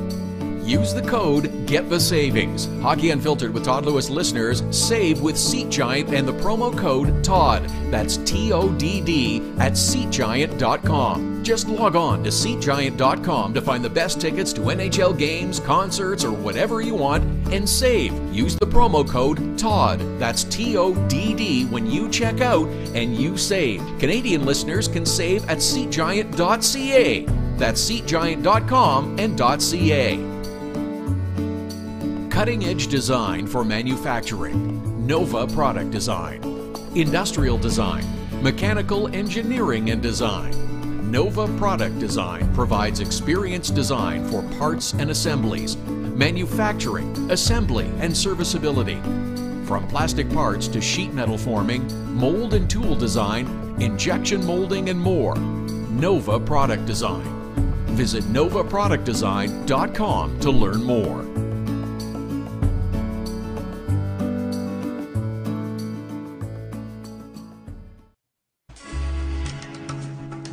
This is Hockey Unfiltered with Todd Lewis. Yes, it is. Saturday edition. Here every Saturday and Sunday, 11 Eastern, 8 a.m. Pacific, at Hockey Unfiltered, at Todd Lewis Sports, the Twitter and Instagram handles to follow us. Busy Saturday in the National Hockey League with 12 games on the go. We have fine Friday night. There's another good schedule coming up on Sunday as well with a half a dozen. And of course, everyone is eagerly anticipating the trade deadline on Monday, 3 p.m. Eastern. I don't know if the Canadian sports networks have the countdown clocks up and going yet, but it's only a matter of time. It will be. And there will be all kinds of coverage talking about who is being traded, who might be traded, and who is definitely not being traded. Ottawa Senators made the big splash on Friday. Derek Brassard is out. He goes to Pittsburgh along with Vincent Dunn, Tobias Lindbergh, and a third-round pick. Back to Ottawa, Ian Cole for the moment. I'm not thinking he's there long-term. Goaltending prospect, Philip Gustafsson, a first and a third round pick. And the Vegas Golden Knights make it a three-way. They get Ryan Reeves from the Pittsburgh Penguins roster along with a fourth round pick. They are paying 40% of Derek Brassard's salary. That's how they made it all work. It was a complicated deal. It looked to be done earlier in the day. Pittsburgh general manager Jim Rutherford talked about it afterwards, saying, yeah, we thought we had it done. But then some word from the league saying, yes, we need to do a little massaging, need to do a little maneuvering to make this work under the salary cap and make sure everyone is compliant, everyone is getting what they expected, what they wanted, and they're happy with it, and to make it all work in the legalese. Maybe this is the way more deals are going to go down. Trading of salary cap space, using it as a commodity. I think George McPhee has done a sensational job with that this year. Used it with the Columbus Blue Jackets as part of the expansion. That's how they wound up with William Karlsson. They also have David Clarkson on the roster. That's some dead space. That's using all of the tools to your advantage. And that's what general managers need to do and need to be looking to do. It's going to be interesting over the next couple of days to see what else comes up. Rangers sat out Rick Nash again on Friday night. He's going to be moved before Monday. The Ottawa Senators, who else is going to be moved from their roster? Johnny Oduya is sitting out the Sens game Saturday against the Philadelphia Flyers. Erik Karlsson, much discussed, much speculated about, is in the lineup. Does that mean he's going to be traded? I think it's unlikely. I didn't think the chances were great that he would be traded before Monday, but that he's in the lineup on Saturday tells me that there is nothing imminent. If they're going to do it, it's going to take a lot of work in the next 36 to 48 hours. And I'm not sure that anyone can make that work. Look at the Derek Brassard deal. How complicated and difficult that was to make. Erik Karlsson deal for the Ottawa Senators, going to be at least as deep a swimming pool to wade into. Because there's a lot of factors that go into that one. He's got a year left on his contract. Some are trying to make the case that this is the best time to trade Erik Karlsson because a team acquiring him would have him for potentially 2 runs at a Stanley Cup because his contract runs through the balance of this year and into the 18-19 season. How much are you going to pay for that player?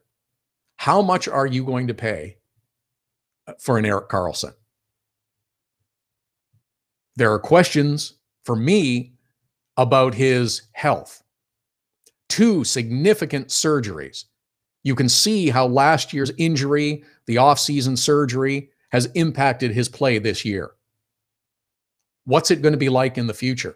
He's still a terrific player, still the best player on the Ottawa Senators. Where does he go in terms of best players in the National Hockey League? Some are speculating Erik Karlsson, he's going to get $12 million a year. I wouldn't be paying him that. Not if I want to build a team that's going to go and potentially win a Stanley Cup. Now he's on a lesser contract now, and that makes him desirable, sure. But are you going to empty the cupboards in terms of picks and prospects to bring him in? Still, yes, potentially for 2 chances to play for a Stanley Cup, but still a short window of opportunity. The speculation was, Tampa, they're going to, 6 pieces. Well, Steve Yzerman has said that, you know what? I like our team the way it is. I like where we're going. Sure, we'd like to add. Sure, we'd like to improve. But how much of their roster do you think they're going to disrupt to bring in another player? Yeah, sure, terrific player. But if it costs you pieces from your current roster that has had themselves a very good season, but like many has question marks as we get closer and closer to the playoffs, I don't know about that. I don't see that happening. I don't see that happening before the trade deadline on Monday.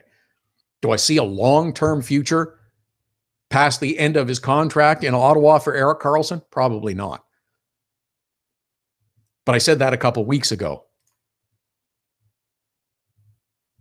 That's what I expected because of the way the Ottawa Senators are going. And after last year's incredible highs, they've suffered enormous disappointment this year. And they have realized their team is not good enough. So changes have to be made, much like other teams in the NHL are realizing, some slower than others, some that need to realize it faster and make moves accordingly. The New York Rangers have done so. Rangers made another move on Saturday that's, well, sort of worth noting, I guess, is they put Peter Holland on waivers. He was a warm body to fill in space while they made other moves. There will be more moves. Rick Nash is going to be on the move. But this is the time when trade speculation gets ramped up to an unbelievable level. We'll issue another caution because it's worthwhile that there will be a lot of suggested trades, possible trades, and things that might happen over the next little while. Don't believe everything you read. Don't believe everything you hear. Don't believe everything you see. There will be all kinds of hockey experts who are saying, oh, I see this is happening. This might be happening. I understand this team is looking at options. They got to fill space. They got to fill hours and hours of trade deadline coverage. First hours are going to be a nonstop parade of what do you think? What are you hearing? All kinds of speculation. In the afternoon is really when it might start percolating. But another example of don't believe everything you hear. A couple of days ago. This is not a personal attack. This is, I listened to Nick Kiprios talk for 10 minutes about the Islanders. They want to do everything they can to get John Tavares, and you don't deal with Josh Bailey until you know what's going on with John Tavares. That's what's got to happen. This is how the team has to proceed. Sure enough, only a few hours later, the tweet comes out. The Islanders and Josh Bailey are near agreement in principle on a new deal. Be about 5 or 6 years and about $5 million per. And look at that. Slam dunk. 6 hours later, 5, 6 years, maybe $5 million per. And then Friday, the announcement is official. This is the kind of thing that will happen. Contradictory to what is said, things will happen. The lengthy lists of trade bait, potential buyers that could move at the deadline, what, are we up around 30 or so on most people's lists? They are not all going to be traded. The likelihood, it depends on age, depends on term, dollars, no move clauses, the demand for that kind of player. Some players will get moved, others won't. What, maybe a third of them? Half, possibly at most. And another thing too, I want to mention this. I think I do this pretty much every year. This day can be fun. Trade deadline day can be fun, leading up to 3 p.m. Eastern on Monday. But it's a little frenzy too. And I like that you can engage in debate and have discussions. What about this? Should this team look at this player? Would this be a good acquisition? Maybe a possible deal here. That's cool. I like that if you're discussing it in hypotheticals. But there's also a whole bunch that toss out salacious and nonsensical garbage in hopes of getting attention or page clicks. If it's too good to be true, it is probably a pile of poo. And while, again, it's fun to think about and discuss possibilities of what your team might get and who might be on the move, remember that these are people too. These are people who have lives. There's a great piece on The Athletic by Seth Rohrbaugh that has the words of about a half dozen Pittsburgh Penguins on what it's like to be traded. And funnily enough, Ryan Reeves is one of them who was just traded yesterday. This is not something that any of us have to deal with in our lives. Yes, we can get fired or we can get restructured out, as happens. We can be asked to relocate, but that usually doesn't happen with about 12 hours notice. Boss doesn't call you up one day and say, hey, we're going to have a meeting. Oh, by the way, we've traded you to the office in Omaha. That's not like being transferred, not having the opportunity to move or relocate for a promotion. That means your boss has said to you, we don't want you. We want the guy in Omaha to come here. That's what being traded means. And it has a big impact on everyone's family and friends and lives. So they also have to deal with the sudden change. So remember that as we're talking about trade speculation as well, that these are real people with real lives. At Hockey Unfiltered, at Todd Lewis Sports, Twitter and Instagram handles. Last call for the HU Dog of the Day. Use the hashtag HU Dog of the Day. Send us your photos of your dog via Twitter, via Instagram. We select a dog of the day every Saturday. We'd like to recognize great dogs. Tell us your name, your dog's name, the story of how you two met and came together, and why your dog is special. Looking to connect with George Richards in our next segment. Get the latest on the Columbus Blue Jackets, Jackets, and Hawks, one of 12 on the Saturday schedule. Hockey Unfiltered with Todd Lewis, back after the break. There's special savings for Hockey Unfiltered listeners with our new ticket partner, Seat Giant. And Canadian fans can also purchase in Canadian dollars. Go to SeatGiant.ca, find the tickets you're looking for. Doesn't matter if it's NHL games, concerts, or any other event. You get a special discount with the promo code TODD. That's Todd with 2 Ds. Just enter the code, get the discount, you save. That's simple. Save on your next ticket purchase with Hockey Unfiltered and Seat Giant. The best way to get set for the busy Saturday night of hockey is with Hockey Primetime. Beginning at 5 p.m. Eastern, host Connor McKenna whips you around the league for the latest stories and info leading up to the early game starts. Plus, he'll give his own spin on the biggest stories in the National Hockey League. Hockey Primetime with Connor McKenna. Sometimes serious, sometimes a little goofy, but always interesting. Listen live at hockeyprimetime.com, 5 p.m. Eastern every Saturday. Search engine optimization is the key to success for your online business. It can be the key to success for any business. 1-844-SEO-LEAD is the number to call to get your business at the top of all searches. An official partner of Google, they have the tools necessary to make your business the one people notice first. 1-844-SEO-LEAD. Now you can nominate your dog or any dog you love as the Hockey Unfiltered Dog of the Day through Instagram. Every Saturday, Hockey Unfiltered with Todd Lewis will take your nominations for the Dog of the Day. Use the hashtag HU Dog of the Day. Send us a photo with the dog on Twitter or Instagram to nominate your dog. We choose a winner at the end of the show, and your dog will be recognized in the HU Dog of the Day gallery on our website and Facebook page. Hashtag HU Dog of the Day. Creativity and innovation are the hallmarks of Nova Product Design. Whether it's mechanical or industrial, cutting-edge technology and a commitment to excellence make Nova Product Design the company to choose. Prototypes and beta units are a Nova Product Design specialty. Striving for revolutionary new ideas and methods keep Nova Product Design at the forefront of innovation. Visit novaproductdesign.com and learn more.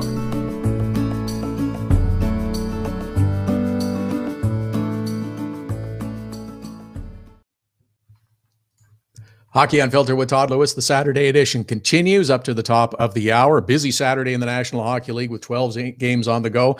At Hockey Unfiltered, at Todd Lewis Sports, at Twitter and Instagram handles. We'll get you lined up for the busy Saturday. Covering the Columbus Blue Jackets, who are one of the teams in action. They will host the Chicago Blackhawks. It's George Richards for the Columbus Post-Dispatch. Follow him on Twitter at George Richards, and he joins us now. Hey, George, good to talk to you again. Columbus, how about some wins? We need some wins for the Columbus Blue Jackets. We need some offense. It's been slipping lately. Well, hi, Todd. How are you today? I'm well. I hit you right off the start, don't I? Yeah, this is a team that desperately needs some wins, and I think some goals would go a long way toward doing that. This was a team that not long ago was firing 50, 55, throwing a ton of shots at the net, and have kind of shut that down. And, they weren't scoring when they were throwing 50 shots at the net, and they're not scoring when they throw 20. So, they need to figure something out. It's a puzzling thing, and I'm sure it's driving the players crazy and the coaches crazy as well. And as stupid as this may sound, it's almost like, you know what?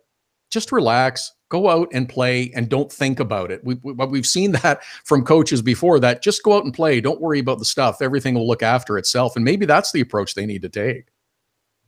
Yeah, and I think they've tried to do that, but I think that, with expectations comes a little bit of pressure. And these guys see those standings every day. And in the first 2 months of the season, they were right there at the top of the Eastern Conference standings, and now they're fighting for their postseason lives. And this isn't the way this season was supposed to go for the Columbus Blue Jackets. We knew the Metro was going to be a fight.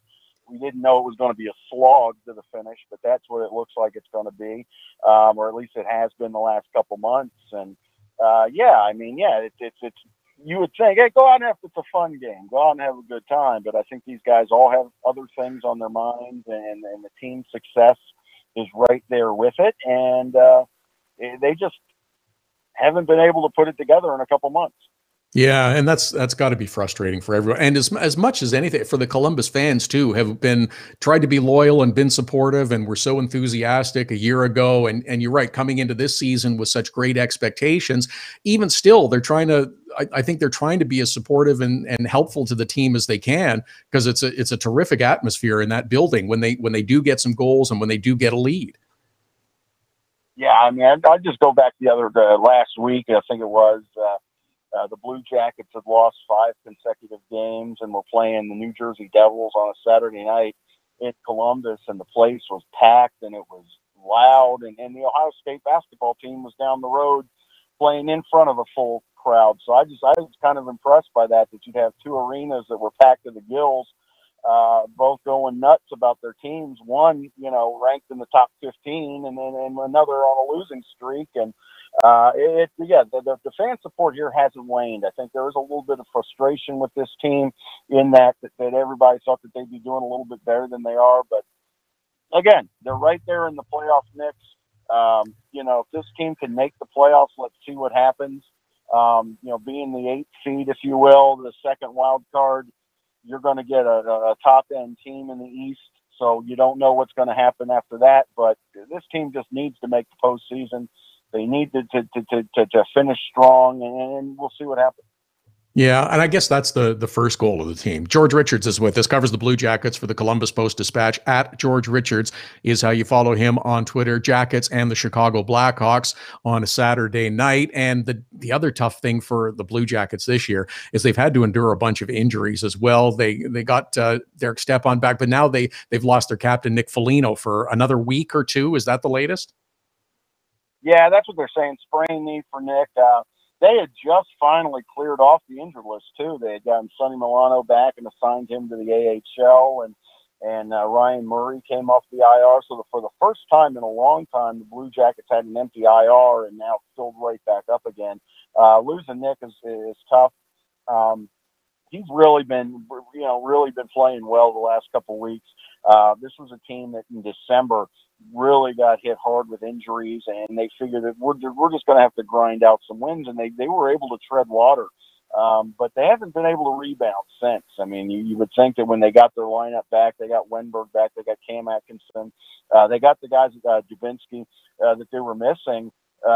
You would think that this team was going to be able to pick up right where it left off, and a lot of times that just doesn't work, and it hasn't worked here. They have not been the same team, and they've again, something's just a little bit off here. They've got the tools, they've got the team. I think they've got a pretty strong defense. You know how good Bob is in net. This is a team that could get it together, and I think that's one thing that you talk about the fans in Columbus. They realize this team, when it's going, is pretty darn good, and I think the players know that too. They've just been, when's it going to come? When's it going to come? When's it going to come? And it just keeps adding to the pressure of it all. Yeah, can't come soon enough for the Columbus Blue Jackets. You mentioned the back end is pretty good. Nice that Ryan Murray is back and playing in the lineup. But Seth Jones this year has seemed to have taken a giant step forward for me. And watching him play, I think he's bigger and stronger physically. And just watching him command attention out on the ice and dictate the pace of play has really stepped up his play for me this season. Yeah, he's really become a facilitator when it comes to the pace of play.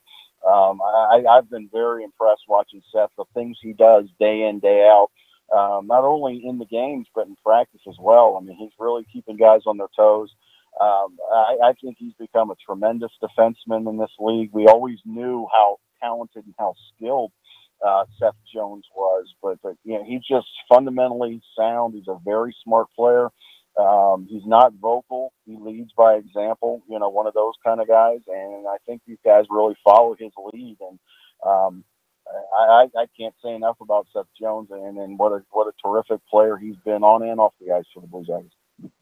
Is this an opportunity for the Blue Jackets in their game this evening against the Chicago Blackhawks that, yeah, it's not the same Hawks team that we have seen in years past and winning Stanley Cups, but it's still the Chicago Blackhawks that is coming into town, and a nice home win could go a long way to boosting that positive attitude for Columbus.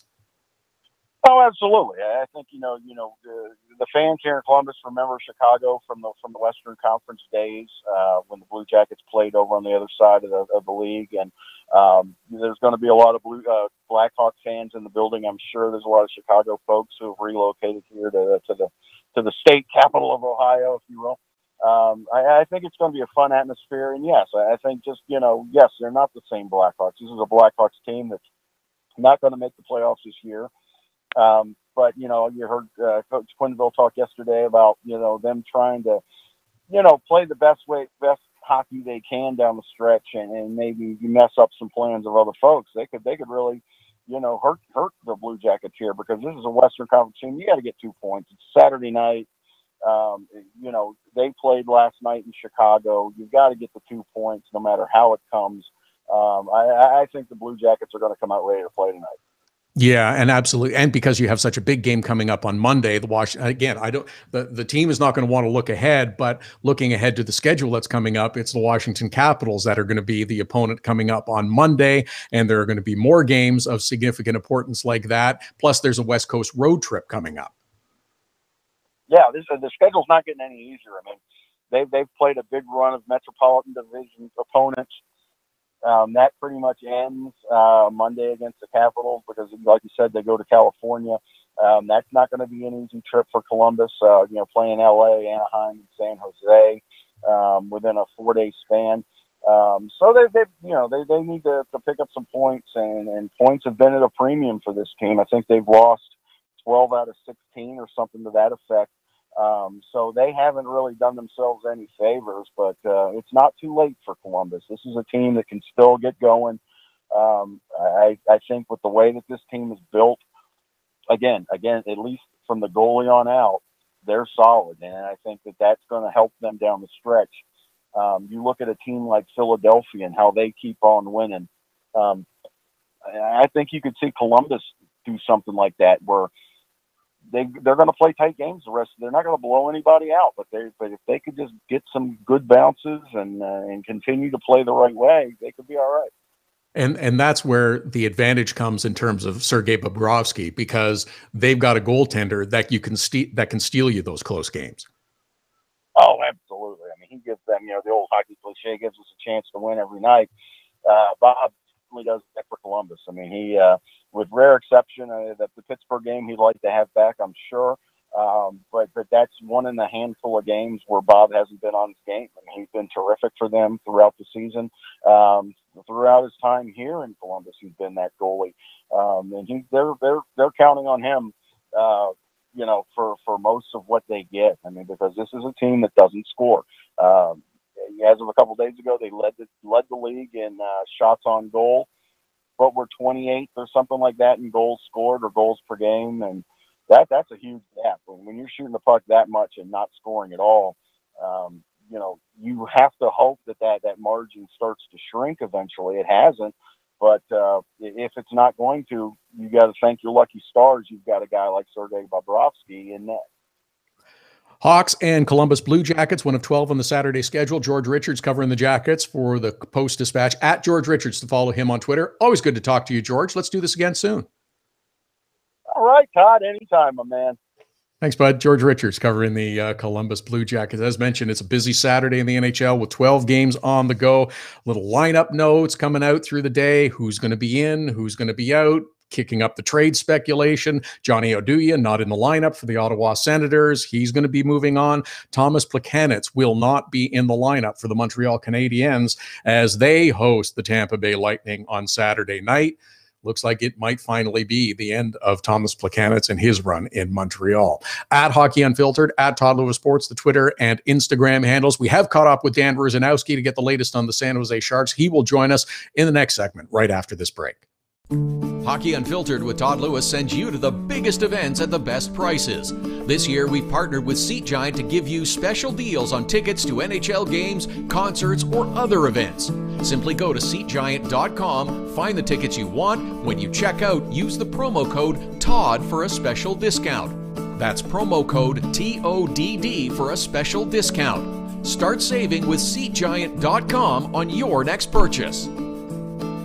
Get your business started getting more leads. 1-844-SEO-LEAD. The number to call if you want more online leads for your business is 1-844-SEO-LEAD. Search engine optimization can be the difference between success and failure. It's no coincidence which businesses are listed first in Google searches. Call 1-844-SEO-LEAD. Now it's even easier to nominate your dog as the Hockey Unfiltered Dog of the Day. We do it every Saturday. Send us a photo on Twitter or now on Instagram with the hashtag HU Dog of the Day. We choose a winner every Saturday. That's simple.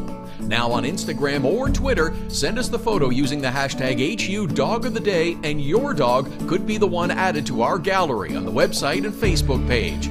It's the Hockey Unfiltered Dog of the Day every Saturday. Cutting-edge design for manufacturing, Nova Product Design. Industrial design, mechanical engineering and design. Nova Product Design provides experienced design for parts and assemblies, manufacturing, assembly, and serviceability.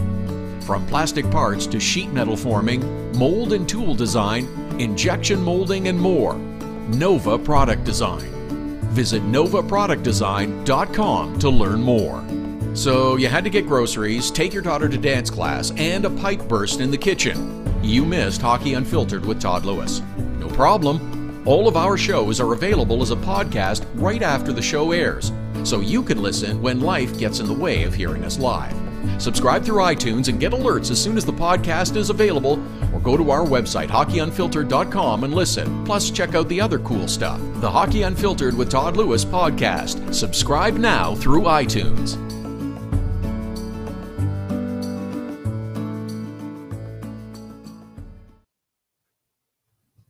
This is Hockey Unfiltered with Todd Lewis, Saturday edition. Man, this show has flown by. Super busy. Busy Saturday with 12 games on the NHL schedule. Oh, yeah, lots to get into.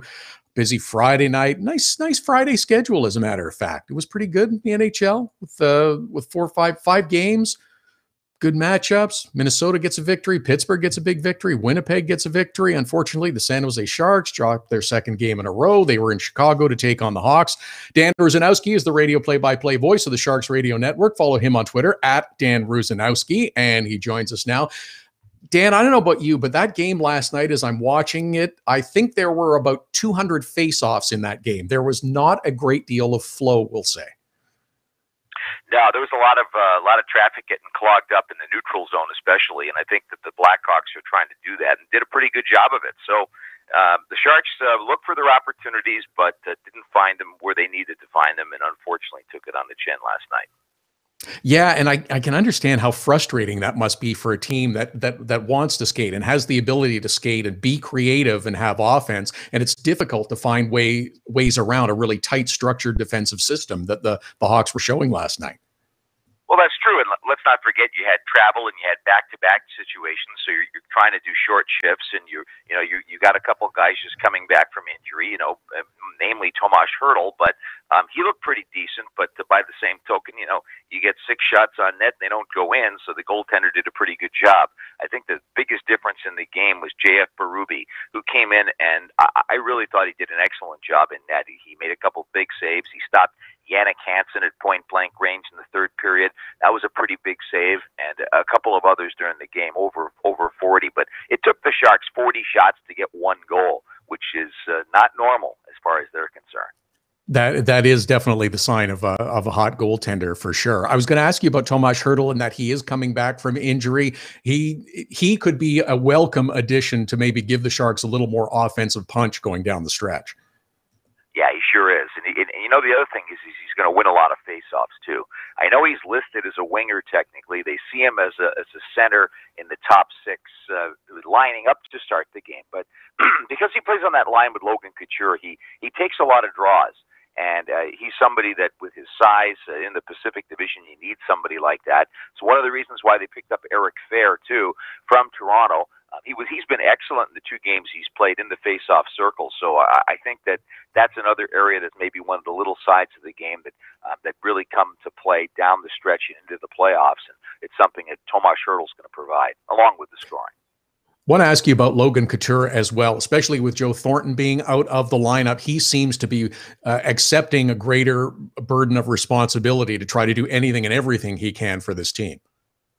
He is, and he's doing a really good job. He's got 25 goals now, and that's the second consecutive year he's done that, and he's done it 5 times in his NHL career. And he's doing things away from the puck too that I think have always been part of his game, but I think are rising to another level now. You know, blocking a shot here or there, or you know, getting involved defensively and stopping a play. These are little things that top scorers don't always do, but he does, and he's somebody that comes through in the big clutch moments too for the team. So I think he's taken a next step in his career, and it's good to see the progress going on. Dan Rusanowsky is with us, Sharks radio play-by-play voice, at Dan Rusanowsky to follow him on Twitter. Sharks next in action on Sunday against the Minnesota Wild. We got a little bit of optimism about Joe Thornton and a potential return too from Doug Wilson, didn't we? At least a glimmer that he may return this season. Well, as far as we're concerned, Joe Thornton's Superman. I mean, he came back last year from an ACL and MCL surgery in the summer and got back in time to play. So I'm not putting any handicapping on whether he's going to come back at any time soon or at all because of the way he is. So if anybody can come back from another knee injury like he's had, of course, different type of knee injury, it's an MCL only, but that's it. Joe Thornton is the guy that can do it. You mentioned the acquisition of Eric Fehr coming in, played a couple of games now for the San Jose Sharks. What does Doug Wilson do leading up to the trade deadline in about 48 hours? I know he doesn't like to bring players in strictly as a rental, but he'll look for something that maybe helps the Sharks in a longer term. Well, that's the key. If you can get somebody that's going to help you now and in the future, he's going to probably talk more seriously about it. And that's something that's important. If you're going to really get a meaty type of a deal going on, but he's not going to be trading first-round draft picks or top young players in order to get a rental, just for a couple of weeks. So that's just not going to happen with him. He's very deliberative. If he's going to get somebody, he's going to get someone that he feels that is probably going to be around for a while and will probably fit in. And there's a lot of research that goes into that, but he's got a great scouting staff, and he's got good people that also help him in that research away from the scouting staff. So I think that's the way he thinks about it, and I think that's what we'll probably see. A lot of discussions go on this time, and a lot of things happen right after the deadline. So who knows? Anything could happen. Yeah, and it's proven to be a successful strategy for the Sharks as well. They're a consistent team, always in the hunt, and even when we're talking about some of the difficulties that they're having currently, scoring goals, generating a bit of offense, if you look at the San Jose Sharks through 62 games, it's like, you know what? They're on pace to have another 100-point season. That says a lot about the strength of the organization. Says a lot about the coaching staff too, doesn't it? I think Pete DeBoer and Dave Barr coming into the team, and Rob Zettler have done a fantastic job with Johan Hedberg working with the goalies, and Dan Darrow is another guy that is part of that staff that's inside the coach's office during games, making sure that if there's an offside or if there's some kind of a situation going on, his guys hear about it. So they communicate well. I think that they manage their talent well. And on the other side of things, Doug Wilson manages the salary cap exceedingly well. He and Joe Will, who work on that together, I think are outstanding at it. And they've got salary cap space in case there's any injuries or anything like that. You can do something. In case there's a big deal out there, you can do that too. Or And, you know, as this season particularly ends, you can get a lot of action in the free agent market if need be to get those players that you want. And you mentioned the goaltending coach, and Martin Jones has been sensational over the last few. Is it the last 6 or 7 games? He's allowed 2 goals or fewer. He had his difficulties with some injuries earlier in the season, but he is back on track. He's there. He's an elite goaltender. He's one of the best in the game. He doesn't get talked about a lot, but he's somebody that I think, as the years go on, should be in the Vezina discussion just about every year. He just is calm. He's cool. He's collected. He's very athletic. And he's also a student of the game, and he's somebody that is always working on the game, whether it's extra drills with Johan Hedberg and talking about looking at video, or whether it's just simply studying how other goaltenders play the game. He's really, really something, and I respect him quite a bit. Dan Rusanowsky, radio play-by-play voice for the San Jose Sharks, at Dan Rusanowsky to follow him on Twitter. Enjoy the day off, my friend, and have a good game tomorrow against the Minnesota Wild. Appreciate the time today. Good day. We're in the Twin Cities. It's hockey weather. We're enjoying it. We'll see what happens. There you go. Good stuff. Dan Rusanowsky, the play-by-play voice of the San Jose Sharks. They play tomorrow, Sunday, against the Minnesota Wild. It is a busy 12-game schedule on Saturday. Philadelphia and Ottawa kicking it off. Erik Karlsson in the lineup. Johnny Oduya out of the lineup. Who else will be moving on from the Ottawa Senators before the trade deadline? And how about some love for those Philadelphia Flyers? My goodness. 10-game losing streak. Well, that's in the distance now because they are firmly ensconced in the playoff picture at 74 points, just a single point behind the Washington Capitals and 2 behind the Pittsburgh Penguins for top spot in the Metropolitan Division. And yes, I do say losing streak. I don't say winless skid, because I would bet if you ask any of the Philadelphia Flyers players, even though they got some points for going past regulation, I don't think that they would be thinking they won any of those games and won some points. Colorado's in Calgary. As you heard from Derek Wills a little bit earlier, Mike Smith placed on the injured reserve list today. That's going to be a question and concern. New York Islanders taking on the New Jersey Devils. Patrick Elias night in New Jersey. Devils great, dropped the puck the other night in a ceremonial faceoff. Michael Grabner should be in the lineup. Taylor Hall looking to keep that incredible point streak for him personally going. He has been on a rip. Boston is in Toronto. No Austin Matthews in the lineup for a bit, to quote Mike Babcock. What that means, we're really not sure. He has some sort of personal ailment. I don't think it was even defined as upper or lower body, so I think I'm going to go with that for now. I kind of like that one. Personal ailment or some sort of malady keeping him out of the lineup. Josh Levo lovers, rejoice. He will be in the lineup for the Toronto Maple Leafs, as you heard as well. Thomas Plekanec is out for the Montreal Canadiens.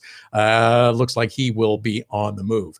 In our closing minutes, got to remind you that our Dog of the Day winner, thank you for your submissions, hashtag HU Dog of the Day. We do it every Saturday. Johnny on the bench. He's a retired Greyhound, enjoys watching hockey, especially Flyers hockey, it says. Hogging the couch, lazy Saturdays, long walks on the beach. He's a good dog. At Flyer and Phillies sent that in. Great photo. And a retired Greyhound. Beautiful, beautiful dog. Busy Saturday in the NHL. Oh, I want to make mention of one thing as well. Caught this on the NHL Network. Now, I rip the NHL Network quite frequently for some of the bad things they do, and I think it's deserved, but I also want to praise them when they do something good. There's a terrific piece on Luke Richardson's daughter and the campaign of Do It for Darren.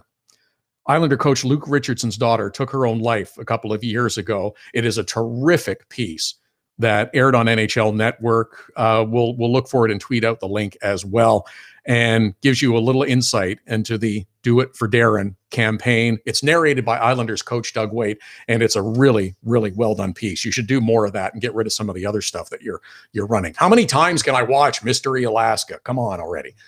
Thanks to our guest, Dan Rusanowsky, to George Richards, to Derek Wills, to Isabelle Khurshudyan, and Justin Tasch. It is a busy day in the NHL. We'll be back again Sunday morning, 11 Eastern, 8 a.m. Pacific. Enjoy a great day of hockey. Back with you Sunday morning at 11.